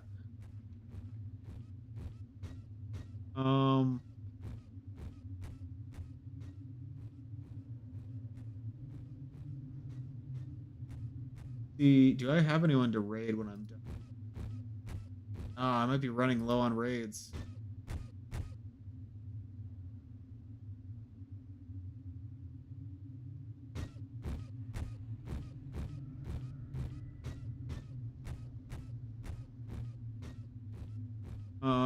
Yeah, let's try it. Let's go into the map.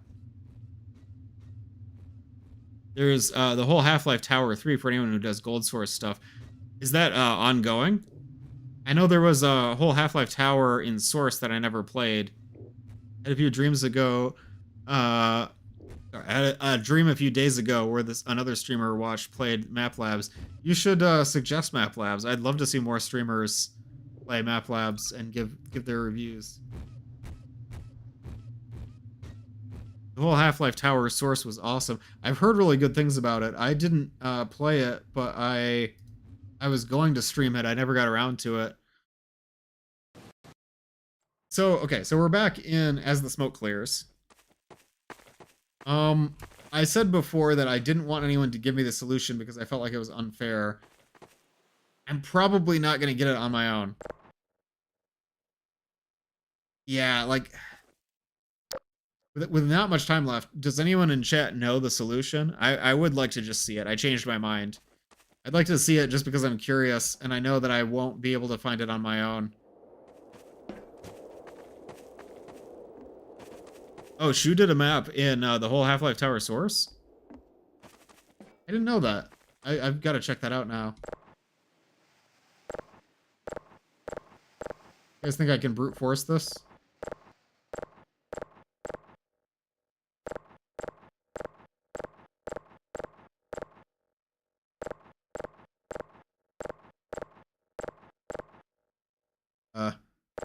One.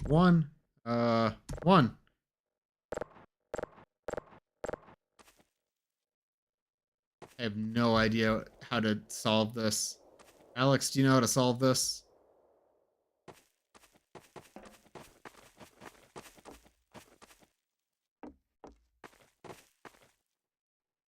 Somebody suggested before that it had something to do with the creepy signs.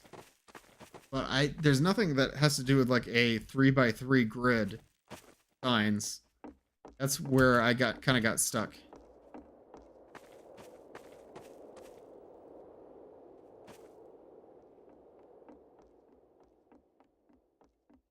And none of this looks like a 3x3 grid. We've got 7 eyes arranged like this. Got a shovel. The hint in the mine's next to a door you can't open, but even with that, I couldn't figure it out. I see. Okay. I might not be able to do this stream. That's okay.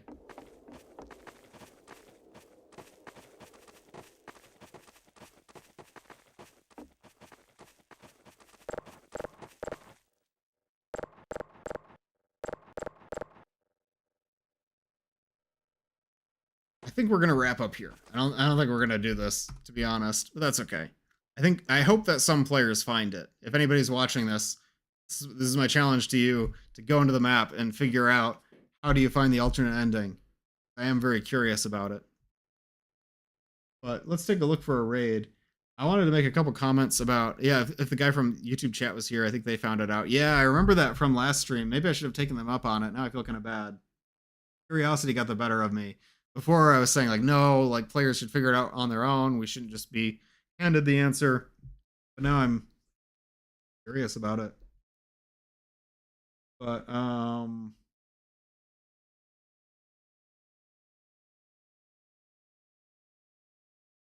see, note about future streams. I'm not going to be streaming on Thursday or at the regular time on Saturday, which is usually 3 p.m. Eastern. Instead, I am going to be streaming at 8 p.m. Eastern on Saturday. And that's going to be a collab stream where I'm going to play Nuclear Nightmare again with my friend Coded and Crow from the last stream, I think Star from the last stream, and possibly a few other friends from our previous collabs. They're up for it. So look forward to that. I can't wait to play it again. I had so much fun playing Nuclear Nightmare. I can't wait to play it again. But other than that, future streams, I don't have schedules for the rest of the month yet, but I know that I would like to stream the rest of Underhell, which I did not finish in October. I thought that was going to be like a quick game to play at the beginning of October, and then I'd stream a bunch of different spooky games. And Underhell really ran away with me. It's going to be like 2 or 3 more streams just to finish it. And then I also have In Sound Mind was gifted by Vizzies, as that's sort of a spiritual sequel to Underhell and Nightmare House 2, because it's by the same creator as Nightmare House 2, and I'm really interested to play that as well. I would also like to play, there is an Entropy 02 mod called Zero Signal, and I have to play that. I might even play Zero Signal before I play Underhell, because that's an Entropy 02 mod. I have to play it and comment on it, and I can't wait. It looks really interesting. There's a lot of stuff coming up. I'm not sure exactly when any of those things will be. I will post updates on my Discord always. You can find linked in my Twitch bio, or sometimes I'll also post announcements on Blue Sky. Seeing some of the BSP names in the source mod folder, like Hike and Liminal Hills.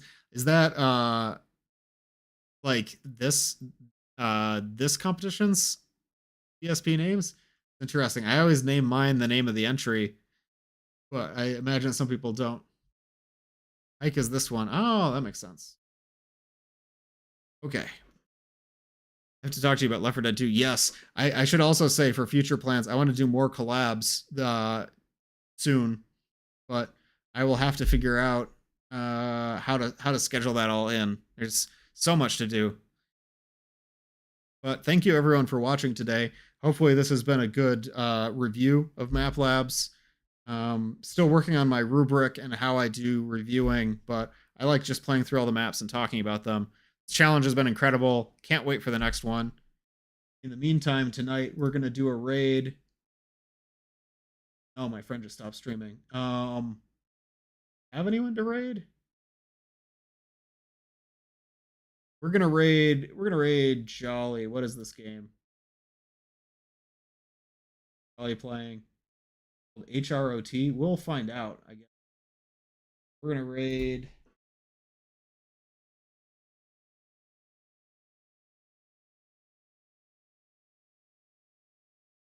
So we're gonna raid Jolly. If you're on Twitch, be sure to get in the raid. Otherwise, I will see you next time. Hope you all have a great night. See you later. Bye-bye.